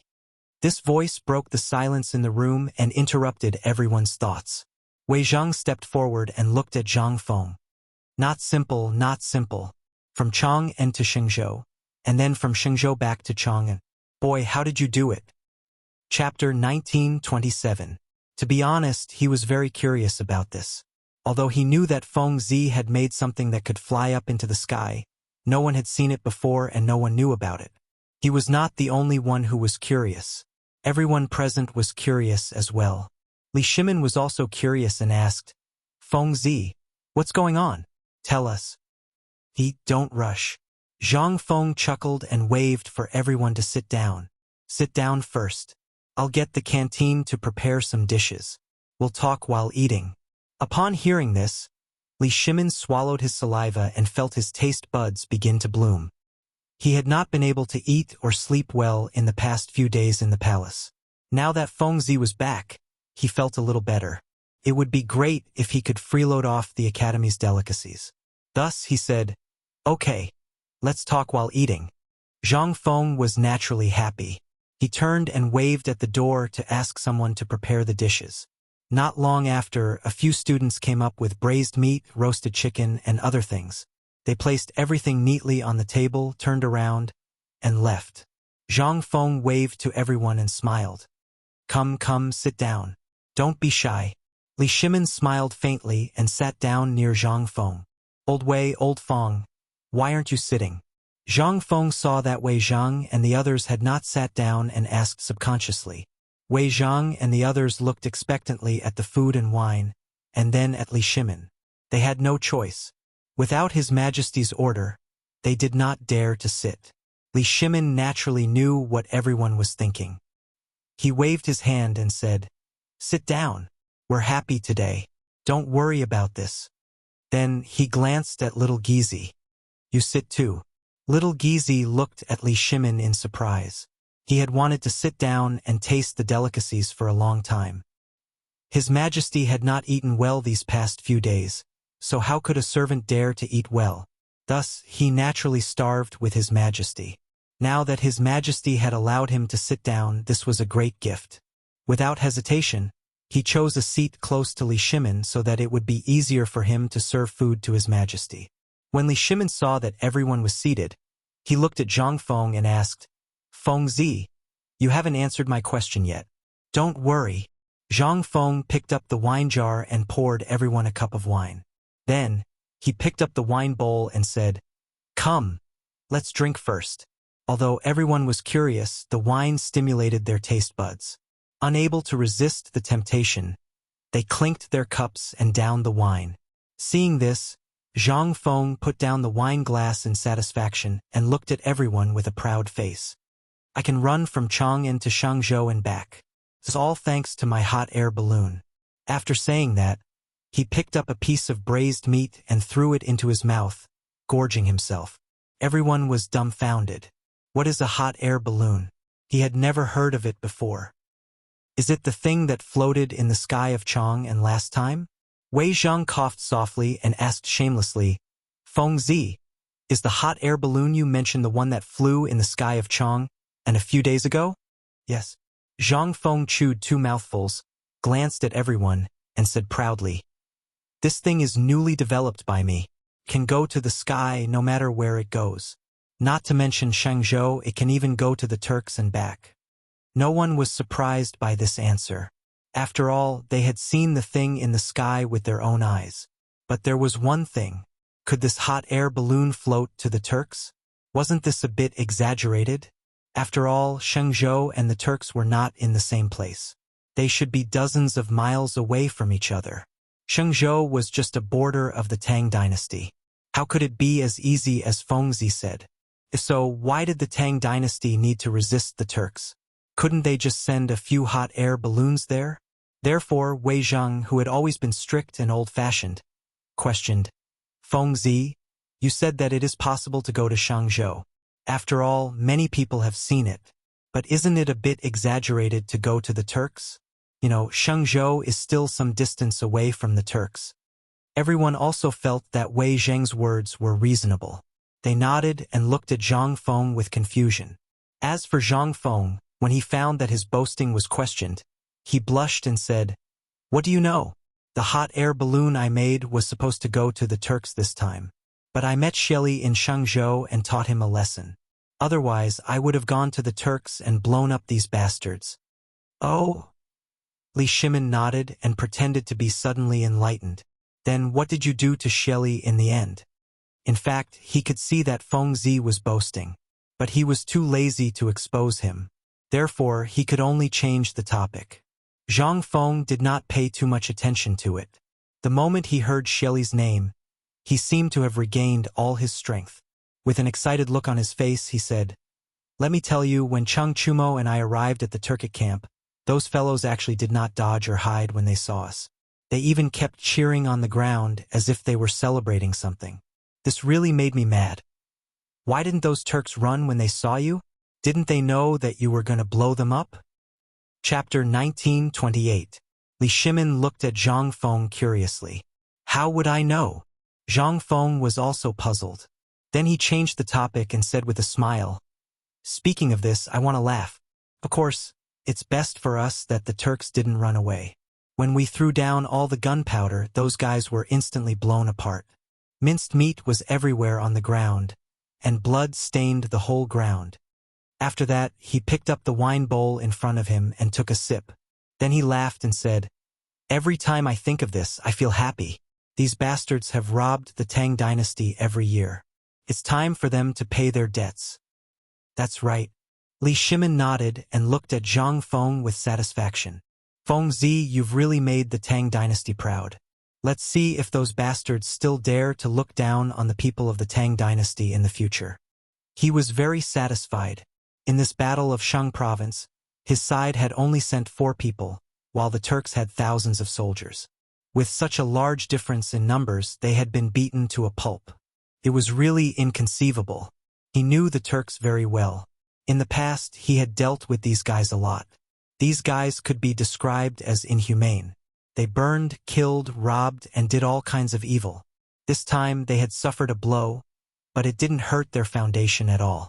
What if they made a comeback in the future? Moreover, the Turks had a strong recovery ability, and their cavalry was even more fierce. What if they came to rob the border of the Tang dynasty again? Thinking of this, he quickly asked, "Fengzi, this time you blew up the Turks, but what about next time?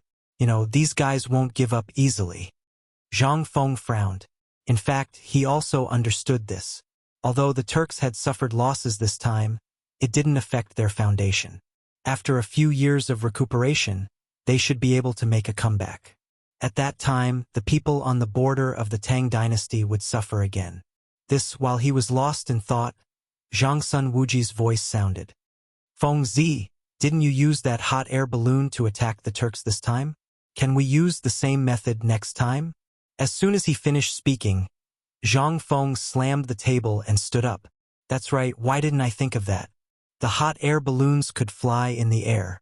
Even if the Turks were somewhat inferior, they could only flee for their lives. There was no way for them to guard against the hot air balloons. If he could make more hot air balloons, he would be able to catch them off guard during the battle." Thinking up to this point, he glanced at the crowd excitedly. The hot air balloon is flying in the air. Even if the Turks see it, they won't be able to guard against it. Furthermore, at night, the Turks' vision will be impaired. We can definitely catch them off guard. Li Shimin nodded. "Fengzi, what you said makes sense. However, when can you finish making this hot air balloon?" Zhang Feng was stunned. The first generation of hot air balloons had already been sacrificed. If they wanted to recreate it now, they would have to innovate. In particular, they had to modify equipment that could prevent air leakage and also install equipment that could turn. Otherwise, the danger of the hot air balloon would be greatly increased, and the losses would outweigh the gains. After thinking for a while, he said, "I still need to study the hot air balloon again. As for when it will be ready, I don't know." "What about the hot air balloon you used to go to Shangzhou?" Wei Zheng asked curiously. "The one before?" Zhang Feng spread his hands awkwardly. "That one has been destroyed." Wei Zheng's eyes widened. How could it be destroyed? He remembered that this thing flew from Chang and to Shangzhou and then back to Chang and from Shangzhou. How could such a powerful thing be destroyed? This was a reckless waste of God's gift. The others also looked at Zhang Feng as if they were looking at a sinner. It was as if they were saying that he had done something very wrong. Zhang Feng couldn't stand it anymore. He waved his hand and said impatiently, "I didn't want it to be destroyed. There was an accident on the way back to Chang, and it was destroyed. What's the use of looking at me like this?" Of course, he couldn't tell them about the time when he was treated as a beggar. He still wanted to save face. However, the others didn't want to hear this. They only cared about the things that were beneficial to the country and the people. But on second thought, Fengzi's contribution in blowing up the Turks was indispensable. So they fell silent. Zhang Feng saw that the atmosphere was a little awkward. He laughed and said, "By the way, I blew up the Turks this time. I still don't know how that old guy Shili is doing. Do you have any news?" Upon hearing this, Li Shimin's interest was piqued. Shili could be regarded as his mortal enemy. When he was in the Sui dynasty, this guy burned, killed, and looted at the border. He once led the army to fight, but in the end, nothing was done. After ascending the throne, Shili went from bad to worse, constantly harassing the people at the border. He had always wanted to get rid of this guy, but he didn't have the chance. It was Fengzi who helped him vent his anger. Thinking of this, he picked up the wine bowl and drank it. Then he looked at Zhang Feng. "This time I have to thank you." After the battle in Shangzhou, according to the news from the Turks, Shili lost an arm and Tuli was seriously injured. So powerful? Zhang Feng opened his eyes wide. He couldn't believe it. Chapter 1929. When he threw the explosives, he threw them at places with many people. He didn't care about Shili at all. He didn't expect Shili to be blown up like this and even lose an arm. In that case, Shili wouldn't be able to ride a horse. Maybe he would even lose his position as Khan. But Tuli was lucky. He was only seriously injured. What a pity. Thinking, he said, "How's the Turks' headquarters?" Li Shimin poured a full cup of wine for Zhang Feng. He continued, "Ever since Shili and Tuli were injured, the Tujua's headquarters had different degrees of internal strife. Not a few aristocrats wanted to replace Shili. This is a good thing." Zhang Feng slapped the table. He was a little excited because he knew this was a good opportunity. The Tang dynasty should send people to rope them in. Maybe we can pull the Turks into the Tang dynasty. The Turks exist in tribal form. Every tribe has its king. Li Shimin rolled his eyes at Zhang Feng, thinking that this guy's thinking was a little simple. The imperial court naturally knows this. But this internal strife was quelled by Shili's subordinates not long after. The Tang dynasty's emissaries didn't go in at all. So that's how it is. Zhang Feng suddenly understood. Although the Turks had suffered losses this time, they were not pushovers. It would not be easy to eradicate them. Thus, he continued, "Although there is no chance this time, since they had internal strife, I believe that it will happen again soon. The next time will be a good opportunity."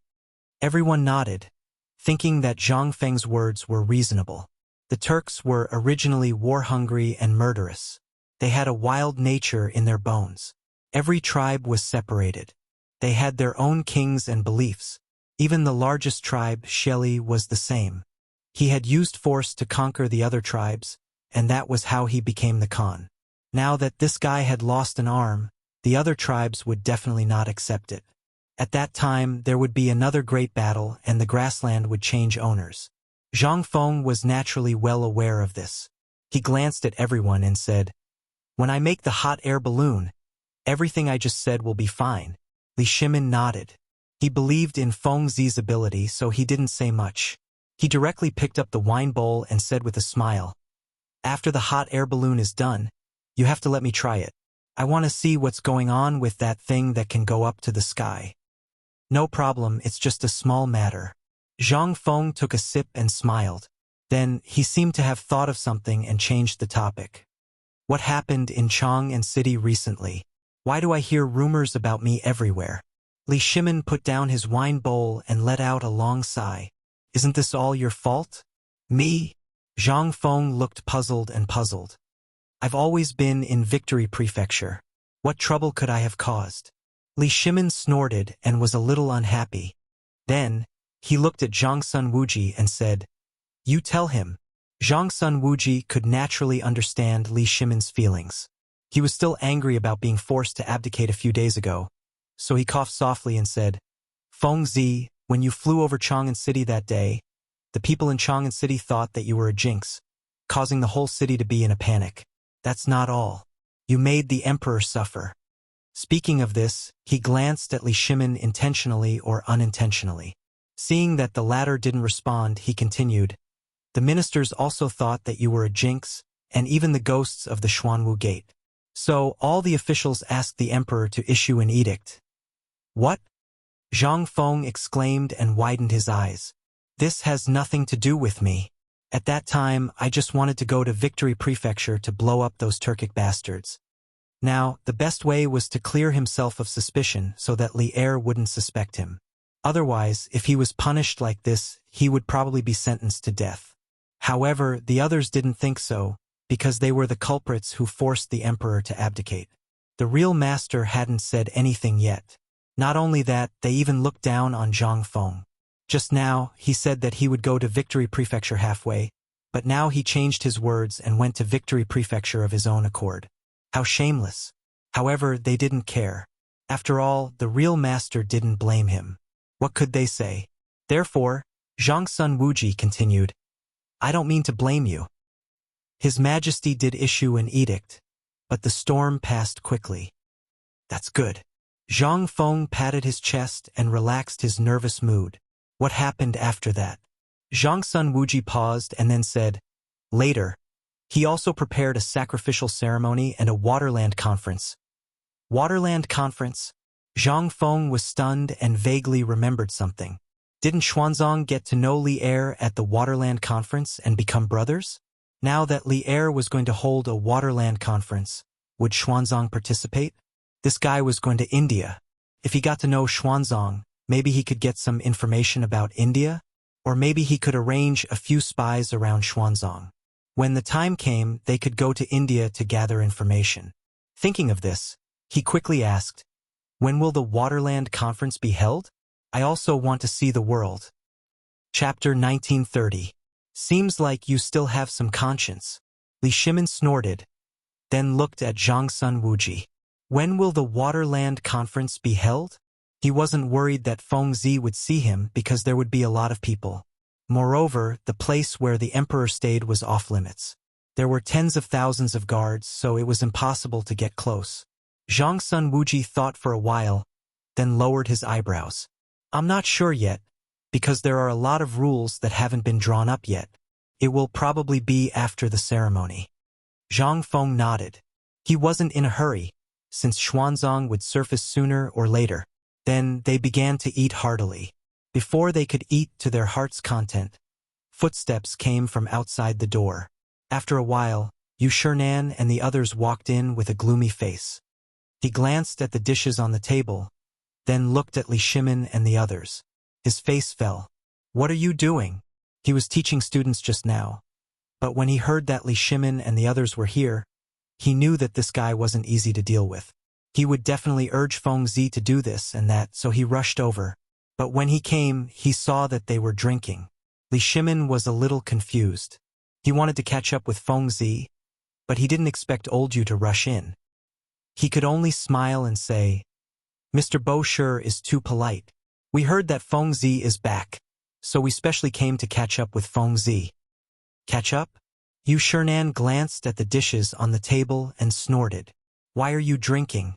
Li Shimin looked a little embarrassed. He didn't know how to answer Yu Shernan's question. Zhang Feng saw this and quickly smiled. Teacher, Lao Li just saw that I haven't seen him in a long time, so he came to see me. Drinking some wine is fine. Fine. Yu Shernan looked at Zhang Feng and said with disappointment, Didn't you say you were injured? Are you sure it's fine? Feng Zi, are you injured? Li Shimin was a little surprised. He didn't know about this. If he had known, he wouldn't have dragged Feng Zi to drink, let alone now that he was caught by Yu Shernan. Zhang Feng waved his hand, not minding it at all. It's just a small injury, no big deal. Hearing this, Yu Shernan was a little unhappy. He snorted coldly and said, Even if it doesn't matter, you can't drink.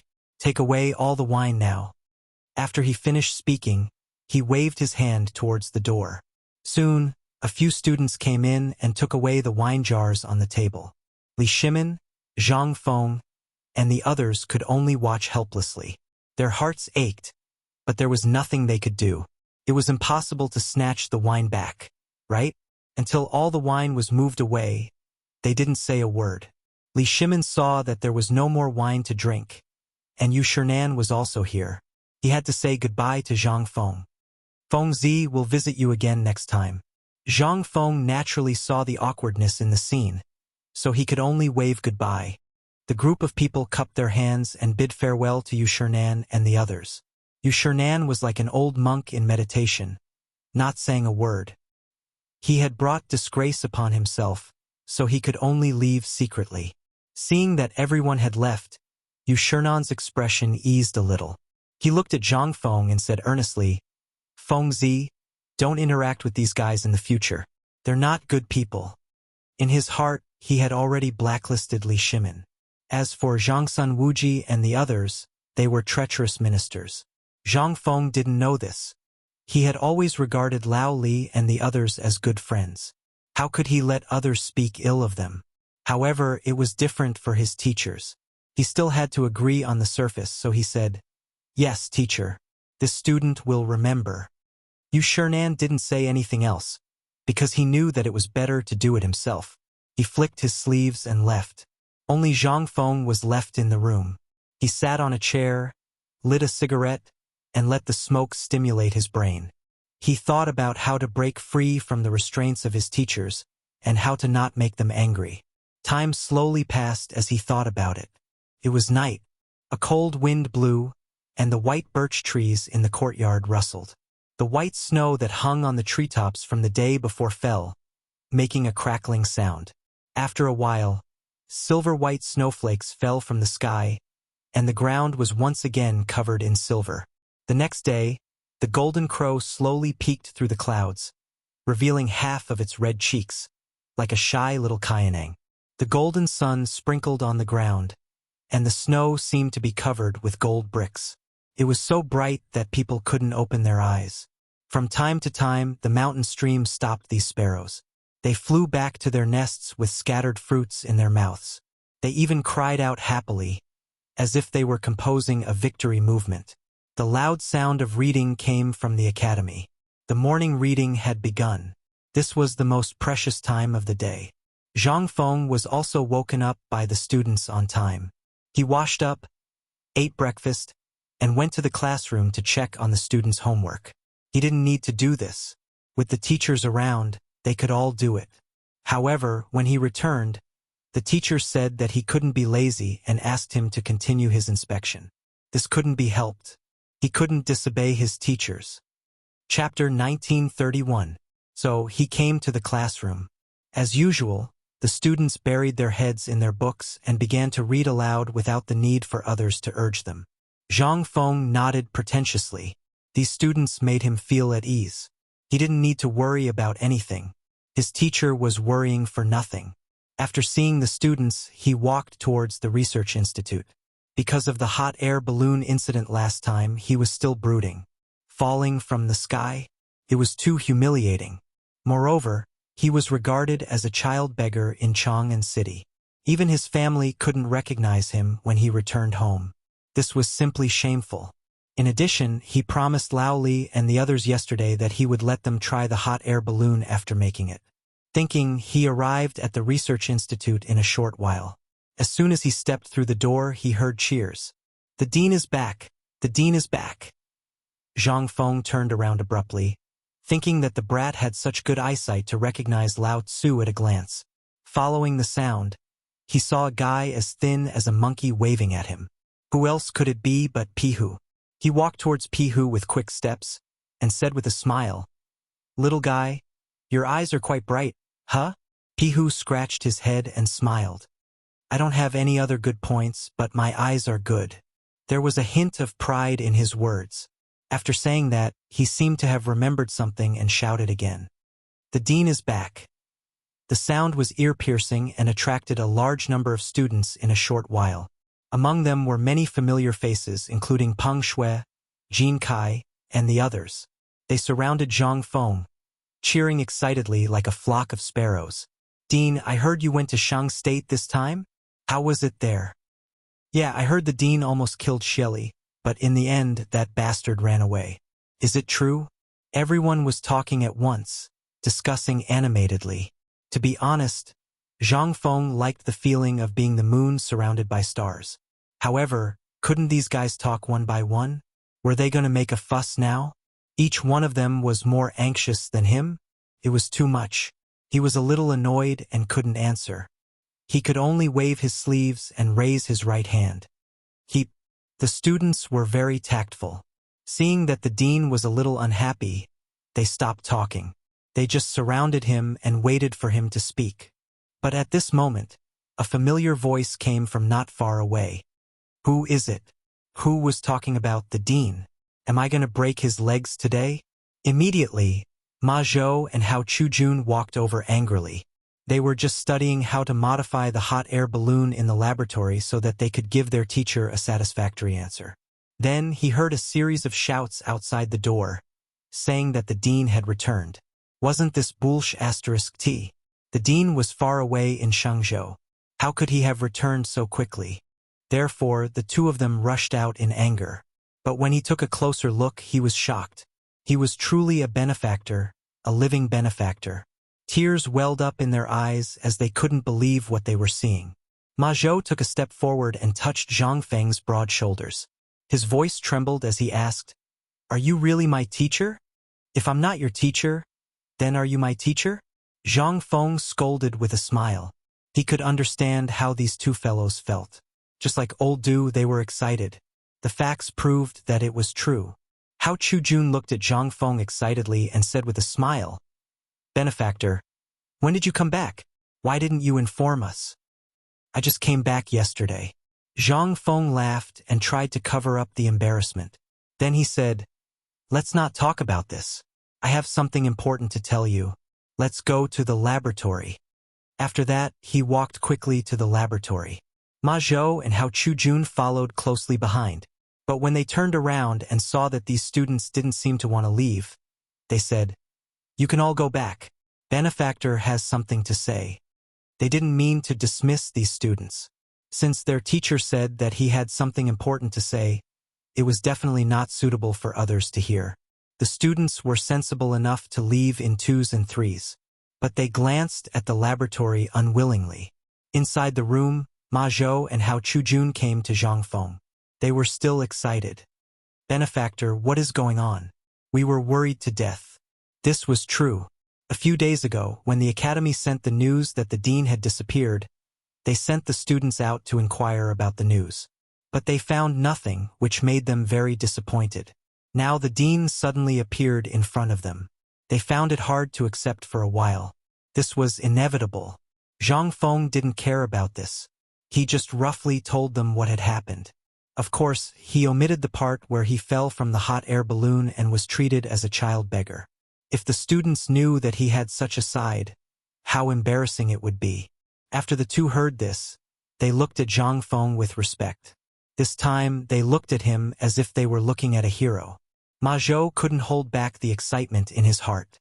He couldn't help but ask, "Benefactor, so what the outside world said is true. You really attacked the Turkic camp and injured Shelley. You are really amazing." Chapter 1932. That's right. Our teacher not only dampened the Turk spirit, but also boosted the prestige of the Tang dynasty. He is indeed worthy of being our teacher. Hao Chujun nodded and gave Zhang Feng a thumbs up. Then he seemed to think of something and his eyes flashed with pride. "But this time we also contributed. Wasn't this hot air balloon made by me and Ma Zhou in cooperation with our teacher?" In fact, Zhang Feng was quite pleased with their words at the beginning. After all, they were praising him. There was nothing wrong with it. However, when he heard the latter part, he felt something was wrong. This guy seemed to be asking for credit. "What hot air balloon was made by you and Lao Tzu? I was the one who did it. You guys were just helping me out from the side. But now it's all thanks to you?" Not only that, when the hot air balloon was mentioned, he remembered the embarrassing incident of being treated as a child beggar in Chang'an. Now, these two guys actually had the face to ask for credit. He frowned and pulled a long face. "You two brats, now you have the face to talk about the hot air balloon in front of me? Don't you know that the hot air balloon?" At this point, he realized something was wrong and quickly changed the topic. "Humph, the hot air balloon is not good to begin with. You still have the face to talk about it?" Hearing this, Ma Zhou and Hao Chujun were a little confused.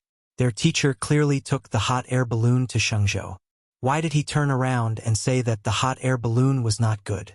This was a classic example of not admitting it after putting on his pants. However, they did not dare to say this, especially Ma Zhou. He was timid and had already retreated to the side. Hao Chujun chuckled and scratched his head. Teacher, how can you blame us for this? Zhang Feng was unhappy when he heard this. How can I not blame you? You don't know how to study it properly and only idle around. Teacher. Enough. Zhang Feng stopped in time and glanced at the two. Let's not talk about this. Prepare the materials. We will start to improve the hot air balloon. Ma Zhou and Hao Chujun were a little confused, but they still nodded and went to prepare the materials. At the same time, in Zhang Mansion, when Cheng Chumo and the others woke up, they discovered a problem. Zhang Feng had disappeared. Mother ****. This brat couldn't have slipped away, right? Don't want to take responsibility? His injuries were all caused by this fellow. If he didn't see him now, who would he look for in the future? Moreover, they had worked together to blow up the Turkic camp. No matter how you looked at it, they would be rewarded when the time came. They had already decided to go to the battlefield, and back then, Feng Zi had promised them heavy armor. He wanted to give the insect light cavalry and turn Wei Zi into an assassin. Now that this brat had slipped away, who was he going to find to fulfill his promise? Thinking of this, they couldn't help but vent their anger. She rushed out of the guest room and wanted to settle accounts with Zhang Feng. At this moment, they bumped into Du Ziding.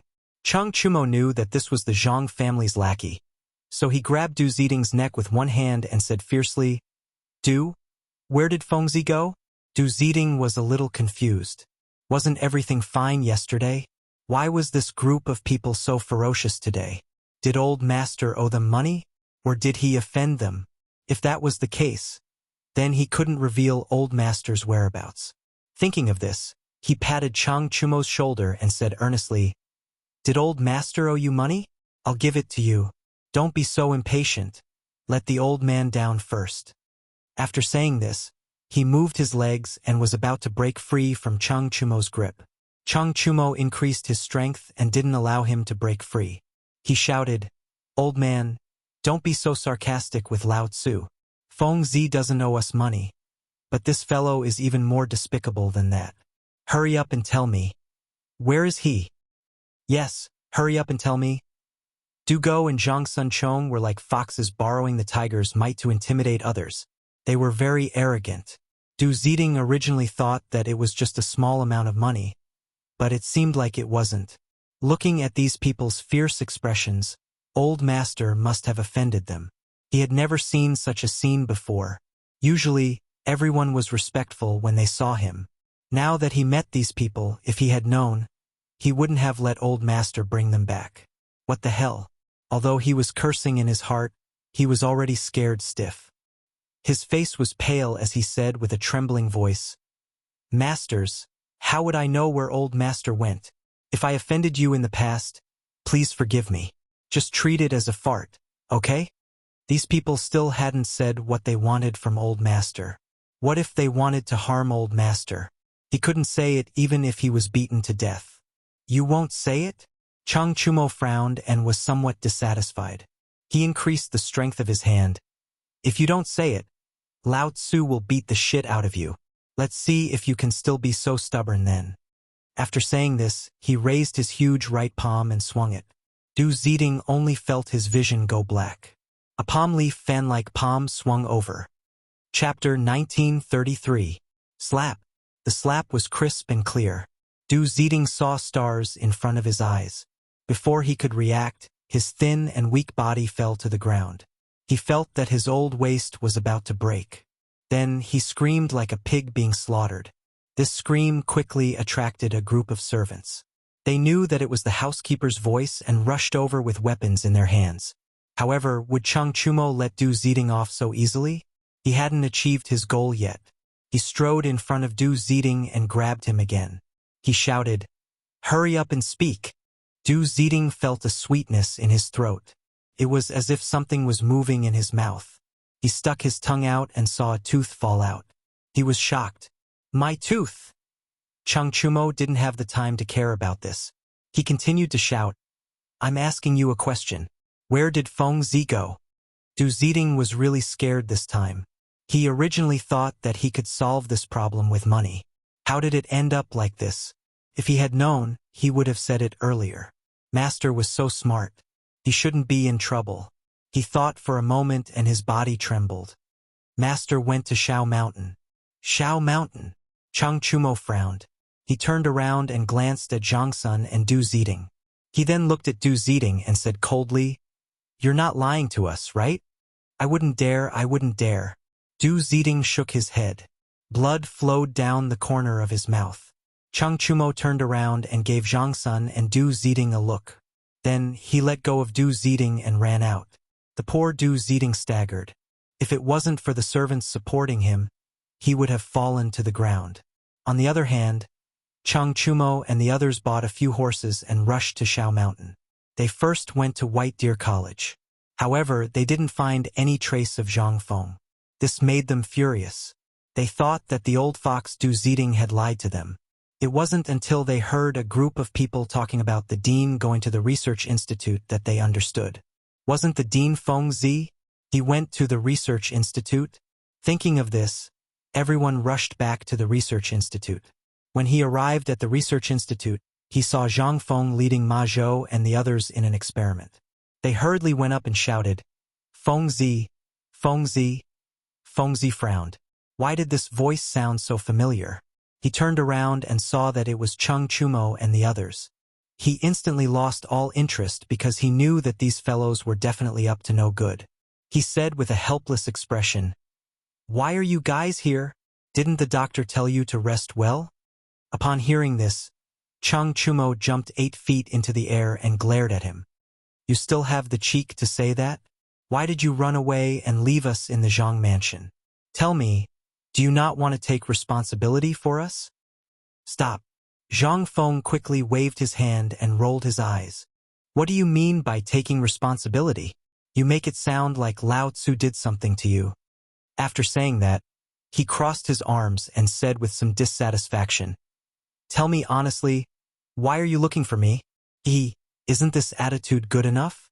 Zhang Sun smiled and took a step forward. It was unknown if he didn't see Zhang Feng's dissatisfaction or if he did it on purpose, but he acted as if he didn't care at all. He said shamelessly, "Feng Zi, look, we went to Shangzhou together this time and even blew up the Turkic camp. Didn't we make a great contribution? Something was wrong?" This was Zhang Feng's first reaction. When these fellows went there, each of them was more afraid than the other and almost peed their pants. Now that they were finally back, they were actually concerned about the Turkic matter. What great contribution was this? Could it be that these fellows still wanted to enter the government? That shouldn't be possible. These fellows were usually lazy and gluttonous. It was impossible for them to change today. What was going on? Thinking of this, he looked at everyone with a strange expression. "We did make a great contribution. So what?" "That's right." Dugo clapped his hands and said excitedly, "Feng Zi, do you still remember the promise you made to us in the past?" "Promise?" Zhang Feng frowned and didn't understand. What promise did he make to these fellows in the past? He couldn't help but ask, "What promise? Did you guys eat the wrong medicine? Are you trying to go back on your words?" Chang Chumo grabbed Zhang Feng and stared at him. "Did you forget that you want to turn me into a heavy cavalry?" "Heavy cavalry?" Zhang Feng's eyes turned. His memory was a little fuzzy. He seemed to have said it before. It seemed that he didn't just promise Chang Chumo. He also promised Buggy to turn him into a light cavalry. That's right, there was also Wei Zi. He wanted to turn this fellow into an assassin. Thinking of this, he smiled and pushed away Chang Chumo's hand. "I thought it was something else. Isn't it just this?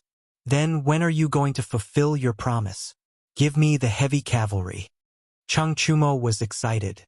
He pulled Zhang Feng's hand and said with a smile, "Now that I have made a great contribution, it is the best time to go to the military camp." Zhang Feng didn't reply. Instead, he put his hands behind his back and looked at the sky. He seemed to be deep in thought and occasionally stole glances behind him. It wasn't that he didn't want to give it, but that he couldn't. Now that the forging workshop was making guns, where would he have the time to make these things? Chapter 1934. Moreover, even if it was made, these guys would definitely squander it all in a few days. This price was a bit too high. Now that he thought about it, why did he have to promise this? His mouth was really cheap. However, at this moment, Chang Chumo's urging voice came from behind.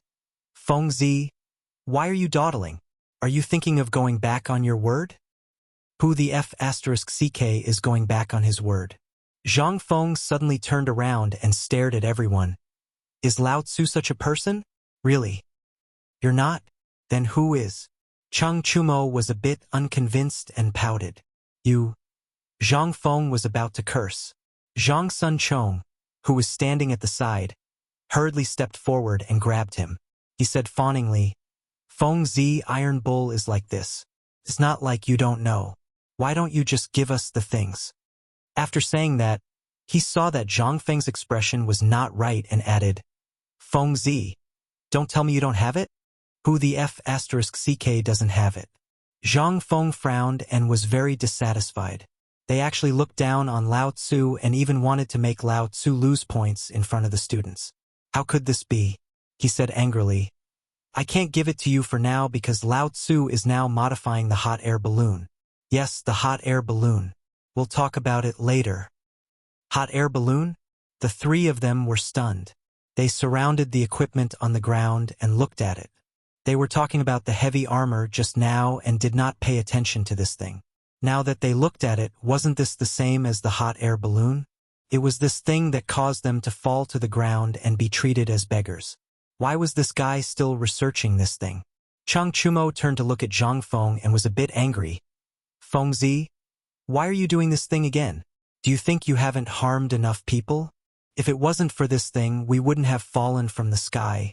At this point, Zhang Feng hurriedly rushed forward and covered Chang Chumo's mouth, and quickly gave him a look. Chang Chumo was a little confused.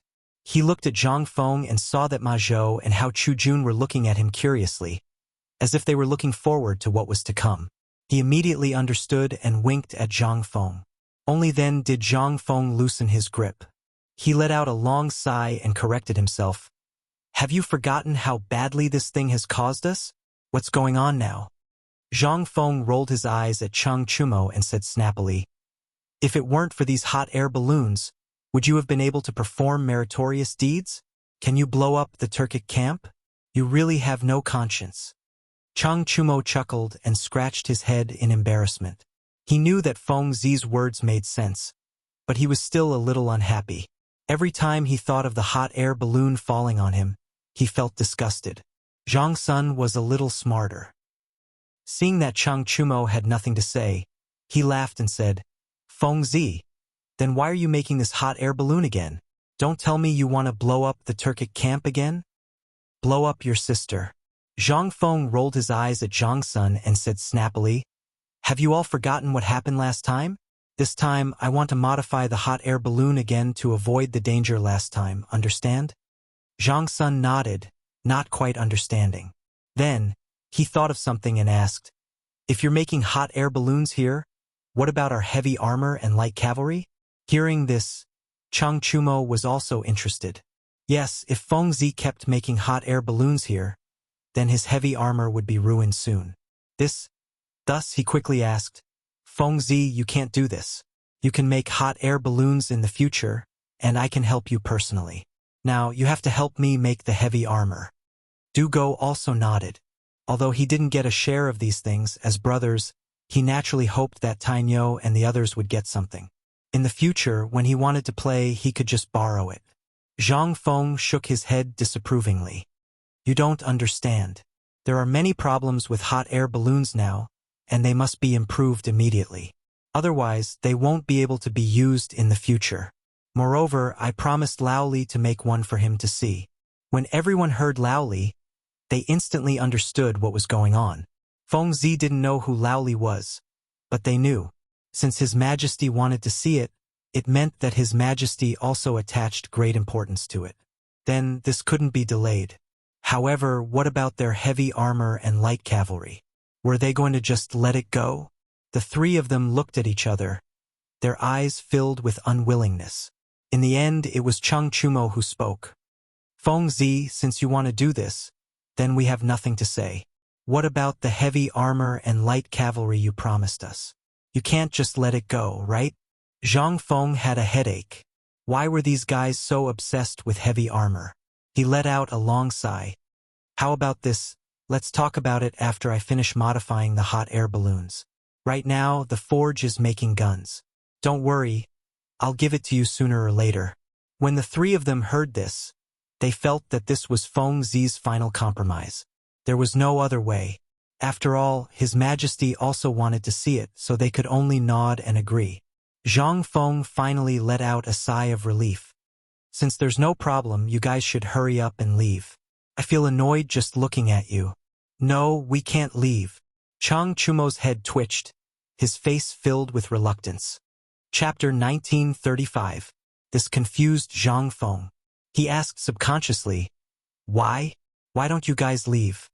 Chang Chumo rolled his eyes. What if you run away again after we leave?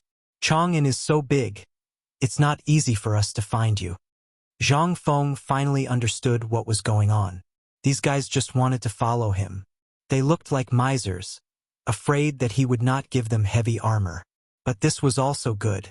If there was any heavy work later, he could let these guys do it. After thinking about it, he pretended to be reluctant. You guys can't stay. This is confidential and can't be seen by outsiders. No, we have to stay. Yes. This is the biggest concession we can make. The three of them argued until their faces were red. They were unwilling to back down. Zhang Feng saw that they were so determined and wanted to laugh. Since they wanted to stay, they could do hard work for Lao Tzu. He coughed lightly and said with a serious face, Since you guys want to stay, you can help us later. Don't be lazy. No problem. Chang Chumo waved his hand, indicating that there was no problem. Then he ran to Ma Zhou. Xiao Ma, what do you need me to help with? Seeing that Chang Chumo had gone to help, Zhang Sun Chong and Zhang Sun Chong did not want to stay any longer.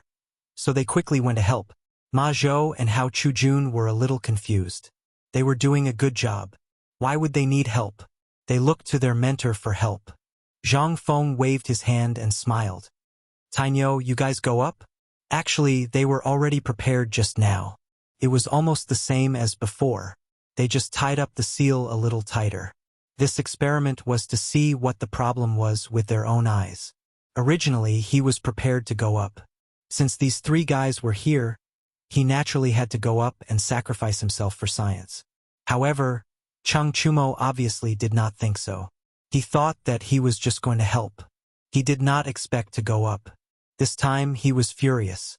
He stepped back. Feng Zi, are you trying to kill me? Don't you know how dangerous this thing is? Didn't you say you wanted to help? Zhang Feng revealed a malicious smile, then glanced at Zhang Sun, Chong, and the others. Besides, you're not the only one going up. There are these two guys as well. And us? Zhang Sun and Du Go stared at each other. They still remembered the scene outside Chang'an City. That was an incomparably miserable time, falling from the sky. They did not want to experience that feeling a second time. Therefore, he hurriedly waved his hand. Feng Zi, we're not going. You know that our backs haven't recovered yet. You're sending us to our deaths. Don't worry. Zhang Feng smiled. I've improved the hot air balloon this time. There won't be any problems. If there really is a problem, I'll be waiting for you down there. Zhang Sun frowned in disbelief. Moreover, Feng Zi's smile did not seem to have any good intentions. He had just been thrown to the ground, and the shadow in his heart had not yet passed. How could he dare to go up again? He immediately refused. No, I'm not going. Zhang Feng's face darkened. Then he glanced at Chang Chumo and the others. You're not going either? Chang Chumo smiled awkwardly. He did not want to go, but he did not want to give Feng Zi face. So, he said, Feng Zi, it's not that we don't want to go, but this thing of yours is too dangerous. Enough. Zhang Feng waved his hand and interrupted Chang Chumo. He was a little dissatisfied. You guys, when you came to me to ask for benefits, each one of you said nice things. Now that I'm letting you go, you're dragging me down. What, you don't want heavy armor and light cavalry? Heavy armor? Chung Chumo instantly became spirited. But when he looked at the hot air balloon, he could not help but feel afraid. However, heavy armor and falling once were more important. Obviously, heavy armor. After thinking for a while, he made up his mind. However, there was still some concern in his heart. He could not help but ask, Fengzi, is this thing really not dangerous? Seeing that Chung Chumo seemed to have changed his mind, Zhang Feng put on a smile. Of course it's not a problem. Do you think I'm a vegetarian? Last time was just an accident. Besides, didn't the hot air balloon make a round trip last time? This time we'll experiment in this field. We'll be back in a few minutes. What are you worried about? Chung Chumo's eyes turned. Seeing that Feng Zi's words made sense, he nodded and agreed. Seeing that he had convinced one, Zhang Feng turned his gaze to Zhang Sunchong and Du Go. De Bing, Gu Zong. Ah. The two seemed to have been awakened and hurriedly responded. In fact, they were just discussing whether or not to board Feng Zi's pirate ship. Halfway through the discussion, they were awakened by Sha Kai's sudden appearance. At this time, the two of them were still a little flustered. They subconsciously asked, "What's wrong?" Zhang Feng did not care so much. He just smiled. "How about the two of you? Are you going to board my pirate ship? No, are you going to board the hot air balloon?" The two of them looked at each other and were a little flustered. After communicating with their eyes, they still could not come to a conclusion. Then they looked at Chung Chumo. Chapter 1936. Chung Chumo glanced back, and the two instantly understood. Zhang Sun looked at Zhang Feng. "Okay, let's go." Zhang Feng smiled. In fact, he had already guessed this result, so he said, "Okay, you guys go up now. I promise you won't be in danger."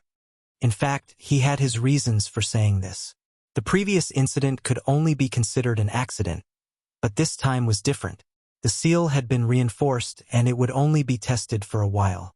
That was why he dared to let the three of them go up. Otherwise, he wouldn't dare even if he had 10 guts. However, Chung Chumo and the other two didn't think so. They were still immersed in the pain of the previous injury, but they had no choice but to agree to Feng Zi's request. They could only reluctantly board the hot air balloon. Zhang Feng was overjoyed. He quickly called out to Ma Zhou and Hao Chujun, "Get ready to take off."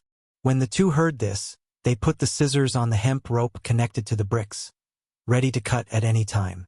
Chung Chumo and the other two on the hot air balloon didn't feel good. They held the basket with their hands, and their faces were filled with despair. They thought that they had just been thrown last time, and now they were going to be thrown again. Why was their life so bitter? However, it was not up to them to decide. Since they had boarded the pirate ship, there was no reason to get off. With a snap, the hemp rope was cut, and the hot air balloon slowly floated up. First, there was nothing. It was still very stable and it felt the same as before. However, as it got higher and higher, it started to sway. This scared the three of them quite a bit, and they shouted in the basket, "Feng Zi, King hurt me again. Help, I don't want to die." They curled up together and cried for their parents. Zhang Feng on the ground put his hands on his hips and raised his head, as if all this had nothing to do with him. In fact, he had been listening carefully. After all, they had just taken off. They didn't fly high, but the sound was very loud. It wasn't that he wasn't worried about Chung Chumo and the others. On the contrary, he was very relieved. This time, the hot air balloon had been reinforced, and its stability was much better than before. Moreover, it was only flying for a few hours, and there was no danger at all. On the contrary, these guys kept crying and shouting, and it was annoying. Just as he was thinking about it, the crying gradually quieted down. Zhang Feng glanced at the hot air balloon and realized that it had drifted away. He turned his head and glanced at Ma Zhou and the others. Let's go and take a look."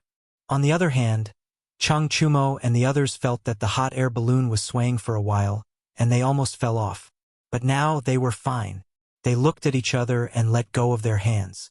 They leaned over the basket and looked at it. The fear in their hearts lessened. "Look over there. That's Shao Mountain. That's Chang'an City." They slowly let go of themselves, as if they had discovered a new world. After watching for a while, The hot air balloon made a sizzling sound and began to descend. The descent this time was a little different from the previous time. Last time there was a sudden leak, but this time it was much slower, as if it was blowing air. If one did not listen carefully, they would not be able to tell the difference. The three of them were still sitting in the basket stupidly. It was only when they saw that the ground was getting closer and closer that they came to their senses. Why did it drop? Yeah. Why are we almost at the surface? Didn't Feng Zi say that it would take a few incense sticks to burn? As they spoke, the hot air balloon had already descended to the ground. It landed steadily without any undulations. They quickly got down from the basket and surrounded the hot air balloon to look at it curiously. But at this moment, Zhang Feng came over with Ma Zhou and Hao Chujun. Feng Zi, why did we come down so quickly? Chang Chumo looked at Zhang Feng with a puzzled face. Zhang Feng glanced at the hot air balloon and smiled. What? You want to continue playing in the sky? Chang Chumo waved his hand. Although the hot air balloon gave him a good experience, who would dare to joke with their lives? He hurriedly said, No, I'm just curious. Didn't you say that it would take a few incense sticks to burn? Why did you come down so quickly? Is there a problem? Zhang Sunchong and Du Go also looked at Zhang Feng curiously. However, Zhang Feng didn't answer immediately. Instead, he walked around the hot air balloon a few times and finally checked the seal. He revealed an expression of sudden realization and looked at everyone. Actually, I didn't know before, but now I know. After saying that, he looked at Ma Zhou and Hao Chujun and said with a serious face, Remember, don't use hemp rope to seal the balloon next time. The reason why it fell too quickly this time was because there was too little Chichong. Also, the gap in the hemp rope was too big. If you use hemp rope next time, it will definitely be the same as this time. Don't use hemp rope? Ma Zhou and Hao Chujun were a little confused. If they didn't use hemp rope, what would they use? They wanted to ask. But when they thought that their teacher might have other arrangements, they quickly wrote it down in their notebook and said in unison, Yes, teacher. Zhang Feng nodded and then looked at Chang Chumo and the others. He asked with a serious face, Did you feel anything unusual when you were up there? This is very serious. In the future, it may be related to human lives. Think carefully before you speak. Chapter 1937. He knew that these guys were usually sloppy. He purposely made things sound more serious to prevent them from spouting nonsense and to let them know the severity of the situation. Zhang Sunchong was smart and immediately understood Zhang Feng's meaning. After thinking for a while, he said, When we were rising, we shook violently. I don't know if that counts. There was nothing else after that. After that, he looked at Chang Chumo and Du Go. Seeing that they had nothing to add, he nodded and said, That's all. Zhang Feng frowned and was puzzled. Why did it tremble? Wasn't it fine normally? Why was there a problem now? He walked around the hot air balloon a few times and then checked the parts one by one. When he checked the iron wire, he realized that the iron wire was not tied tightly enough. He thought to himself that these guys were really lucky. They were fine. However, this also showed that Ma Zhou and the rest were not careful. It seemed that he had to be more careful next time. Otherwise, someone might really die. As he thought about it, he glanced at everyone and finally fixed his eyes on Ma Zhou and the rest. This is your mistake. Don't do it again. You have to check all the equipment properly. Otherwise, someone might die. Ma Zhou and the rest saw it and quickly nodded. Yes, teacher. Zhang Feng nodded and said, Go and prepare some candles and some thin copper wire. Remember, it must be thinner than the iron wire this time. Come and find me when you are ready. Ma Zhou and the rest were puzzled. Why did their teacher need candles? They could not use them. However, since their teacher had given them instructions, he might have other intentions. They nodded and turned to leave. Chang Chumo and the rest were idlers. Seeing that they had nothing to do, they found a place to sit around a fire to warm themselves. Zhang Feng saw the commotion and came over. He cupped his hands and felt extremely warm.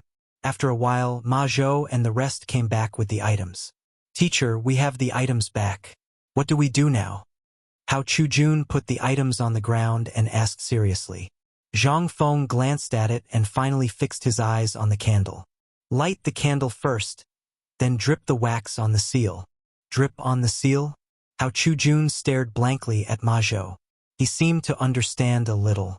There was a history of using wax to seal envelopes in the military. The wax was airtight. Once it dripped onto the envelope, it would be easy to tell if it had been tampered with. Even now, the military still uses this method to seal envelopes. Could it be that a STEAM teacher wanted to use wax to isolate the airflow?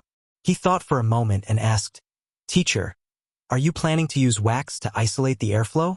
"Not bad." Zhang Feng did not hesitate and said directly, "Since you can see it, then I will tell you. Wax water has a very good airflow isolation property, and it can also isolate water flow. It is very important in the experiment, but it is very afraid of high temperature. Once it is exposed to high temperature, it will melt. This is the reason why I used wax water this time." Both of them nodded. They could basically understand everything their teacher said. Zhang Feng smiled and glanced at the hot air balloon. "Since you understand, then let's start the experiment. Now that there is still air in the hot air balloon, drip the wax on it." Both of them nodded and lit the candle with a match and dripped the wax on the seal. At first, due to the characteristics of the silk, the hot air balloon shrank slightly. However, they got used to it quickly. After a while, the entire seal was filled with wax. Ma Zhou looked at Zhang Feng and said seriously, "Teacher, the wax has been dripped. There should be no problem." Zhang Feng nodded and did not reply. Instead, he looked at Chang Chumo and the rest who were warming themselves by the fire. "Tainyo, Debing, Guchong, get up and work." Chang Chumo and the rest turned around and glanced at him. Their faces were a little ugly. To be honest, they did not want to fly anymore. When this thing first came out, everyone felt that it was a novelty. Everyone wanted to go up and try it. This was understandable. However, after the fall last time, there was a shadow in their hearts. It would take some time before it could be erased. Today they were asked to go up again. There was already a shadow in their hearts. Moreover, when the cold wind blew, they were as cold as dogs. How could they stand it? Hence, Chang Chumo spoke. He looked at Zhang Feng with a pleading face. "Feng Zi, didn't we just go up? Can't you find someone else to mess with? For example, your two precious disciples?" "Yes, Feng Zi." Zhang Sun was also a little unhappy. He had almost frozen to death in the sky. It was not easy for him to come down and warm himself by the fire. Now he had to go up again. How could he? He frowned. "It's so cold up there. We finally came down to warm ourselves. Don't you know how to be considerate? Why don't you let those two guys go up instead?" As he said that, he pointed at Ma Zhou and Hao Chujun. Du Go also acted according to the situation. He pointed at the two as if he wanted them to go up. Chapter 1938. Hao Chujun and the other two were at a loss as to what to do. They looked at Zhang Feng and were about to say something when Zhang Feng waved his hand to stop them. He smiled at Chang Chumo and the others and said, "Iron Bull, I know you feel cold in the sky, but this is for science and for the Tang Empire. You have to sacrifice once. As for Ma Zhou and the others, they cannot go to the sky." "Why can't they go to the sky? Are you trying to trick us?" Du Go was a little unconvinced. "Do you think they can go to the sky with their physiques?"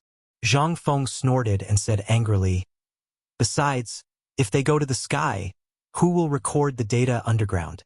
You?" Everyone looked at each other.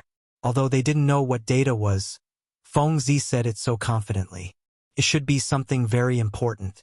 They couldn't say much. It was just that they were more or less repulsed by the idea of going to the sky.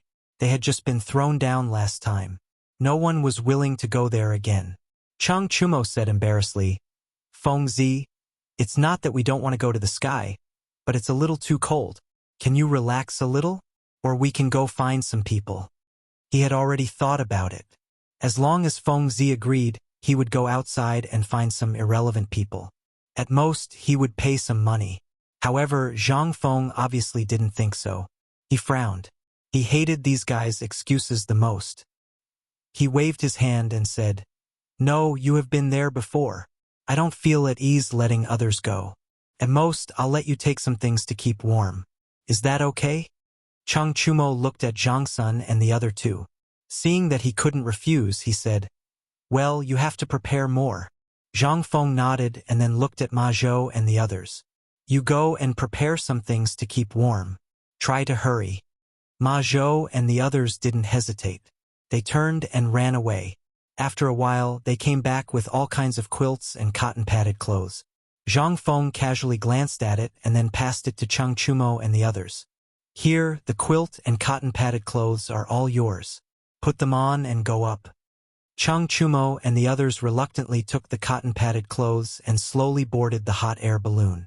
After everything was ready, Zhang Feng looked at Ma Zhou and the others. "Untie the ropes and take off." Ma Zhou nodded and quickly untied the hemp rope. The hot air balloon slowly rose at a speed visible to the naked eye. This time it was much more stable, unlike the last time when it kept rising. Chang Chumo and the others seemed to be used to all this. They didn't roar and just sat in the basket in a daze.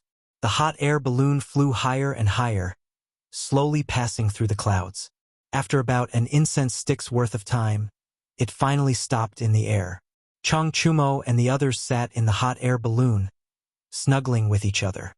Their eyes were unfocused, as if everything outside had nothing to do with them. On the ground, Zhang Feng raised his head and glanced at Ma Zhou and the others from time to time. He said, "Remember, after using wax water to seal the hot air balloon, it's obviously much more stable. There are no more swings, and there shouldn't be any air leakage." The two of them replied with an "oh" and started writing in their books. This experiment was very important to them. Not only did it solve the problem of air leakage, but it also stabilized a lot. It was undoubtedly a huge improvement. However, they soon thought of other problems. Just now, Tainyo and the others came down because of air leakage. Now that this problem was solved by their benefactor, how were they going to come down now? The air in the hot air balloon was sealed. As long as the air was not exhausted, it would be very difficult for them to come down. Thinking about this, Hao Chujun quickly asked, "Benefactor, wait. How are Brother Tainyo and the others coming down? How are they going to come down?" Zhang Feng frowned. He suspected that this guy had become stupid from studying. Didn't he come down just now? Why couldn't he come down now? He replied in a bad mood, "They'll come down now the same way they came down just now. Are you stupid?" "Benefactor, have you forgotten?" Hao Chujuan's expression changed, and he quickly reminded, "Brother Tainyo and the others came down just now because of air leakage. Now that you've solved this problem, how are they going to come down now?" Zhang Feng was startled. Hao Chujuan's words reminded him, "That's right, I've already blocked this flaw. As long as the air inside was not exhausted, it would be very difficult for them to come down. Unless..." He glanced at the two of them and quickly said, "Did you prepare sandbags or other heavy objects on the hot air balloon just now?" The rise and fall of a hot air balloon was related to the temperature inside the balloon. When the temperature inside the balloon was high, the weight of the balloon would decrease. When the buoyancy was lower, the balloon would rise. When the temperature of the air inside the balloon dropped, the buoyancy produced by the balloon would be lower than the weight of the balloon, and the balloon would begin to fall. However, this method could not be used in the hot air balloon that was currently being developed. Therefore, they could only rely on heavy objects such as sandbags and other things. Because the direction of the wind at different altitudes was different, the airflow produced was also different. If they wanted to rise, they would have to throw down the heavy objects on the hot air balloon. Following the direction of the airflow, they would change their direction and altitude. Chapter 1939. If they wanted to descend, the weight of the hot air balloon couldn't be dropped. Instead, it had to be heavier. Of course, it couldn't be heavier in the air, so they could only rely on the airflow and wind direction to descend. The hot air balloon didn't have a rudder, so it had to move with the wind. This was inevitable and unchangeable. Just now, the Iron Bulls were able to descend safely because the hot air balloon had a slight air leak. It wasn't serious, so they could descend slowly. Now, it was different. The hot air balloon's mouth was sealed, and there was no weight inside to suppress it. Who knew when they could descend? Ma Zhou and Hao Chujun were well aware of this, because they had done everything with their own hands. Now, facing their teacher's question, they were a little flustered, but they couldn't not answer. Hao Chu-jun could only say submissively, "Teacher, I was so focused on sealing the mouth that I forgot to put the sandbag. Please punish me." Zhang Feng frowned and thought to himself, "This is bad. Without the sandbag to suppress it, the hot air balloon would definitely rise higher and higher." He couldn't care less about what he was thinking and suddenly looked up. As expected, the hot air balloon could now be seen as a shadow. What should they do? The iron bulls were brought up to the sky by the hot air balloon, and now the mouth was sealed. When would they come down? Ma Zhou seemed to have noticed something and quickly asked, "Teacher, what should we do now? Will Brother Iron Bull and the others be in danger?" Zhang Feng glanced at the sky and sighed. "There's no danger. After all, the hot air balloon has been perfected. I just don't know when these guys will come down." Hearing this, Ma Zhou and Hao Chu-jun looked at each other and realized their mistake. They quickly lowered their heads and admitted their mistake. "Please forgive us, teacher. This time it's all our fault." Zhang Feng waved his hand and didn't mind. "It's not your fault. You were just following orders. The main thing is that I didn't explain it clearly to you." With that, he sighed and walked towards the fire. "You don't have to blame yourselves. Come and sit. Iron Bull and the others won't be in danger. They should be able to come down even when it's dark. Let's sit here and wait for them." Hao Chu-jun didn't hear any reproach in his teacher's words, so he casually found a seat and sat down. He glanced at the dusky sun in the sky and said, "Teacher, it's already noon. Brother Tainyo should be able to come down by now, right?" Zhang Feng looked up and said uncertainly, "I don't know. He should be able to come down, right?" As soon as he finished speaking, he felt a gurgling sound coming from his stomach, followed by a feeling of hunger. Therefore, he looked at Ma Zhou and Molly. "Are you guys hungry? Let's go find something to eat." Ma Zhou rubbed his belly and said with a silly smile, "If Master didn't mention it, I wouldn't have felt it. I'm just a little hungry. I'll go and find something." After saying that, he pulled Hao Chu-jun and ran away. Not long after, the two of them ran back with all kinds of ingredients. There were fish, sweet potatoes, and other things. Ma Zhou grinned at Zhang Feng. "Master, this sweet potato is something I've been looking for a long time. I used to roast it a lot. There's also this fish." Zhang Feng looked at the sweet potato in Ma Zhou's hand, and the hunger in his stomach couldn't help but rise.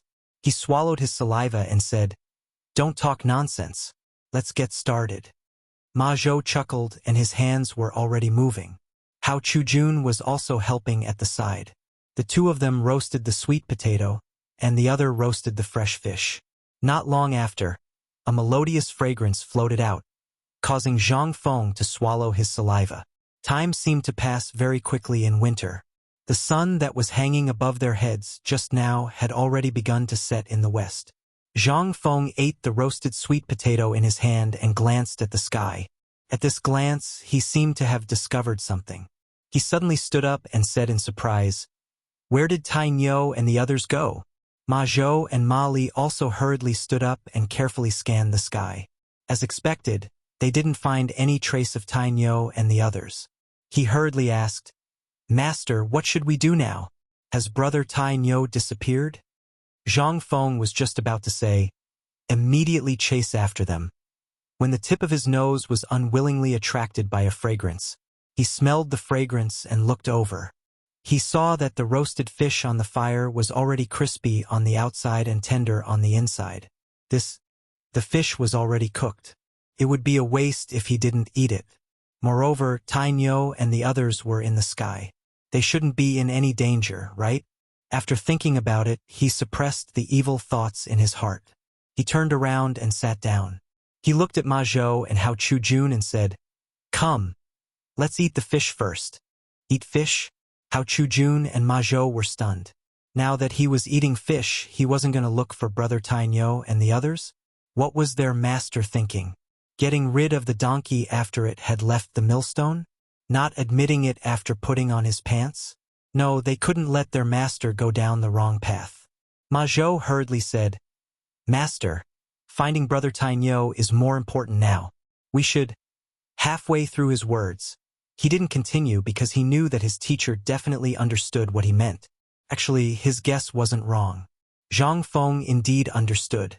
However, how could delicious food be more important than brothers? Hey, only for now.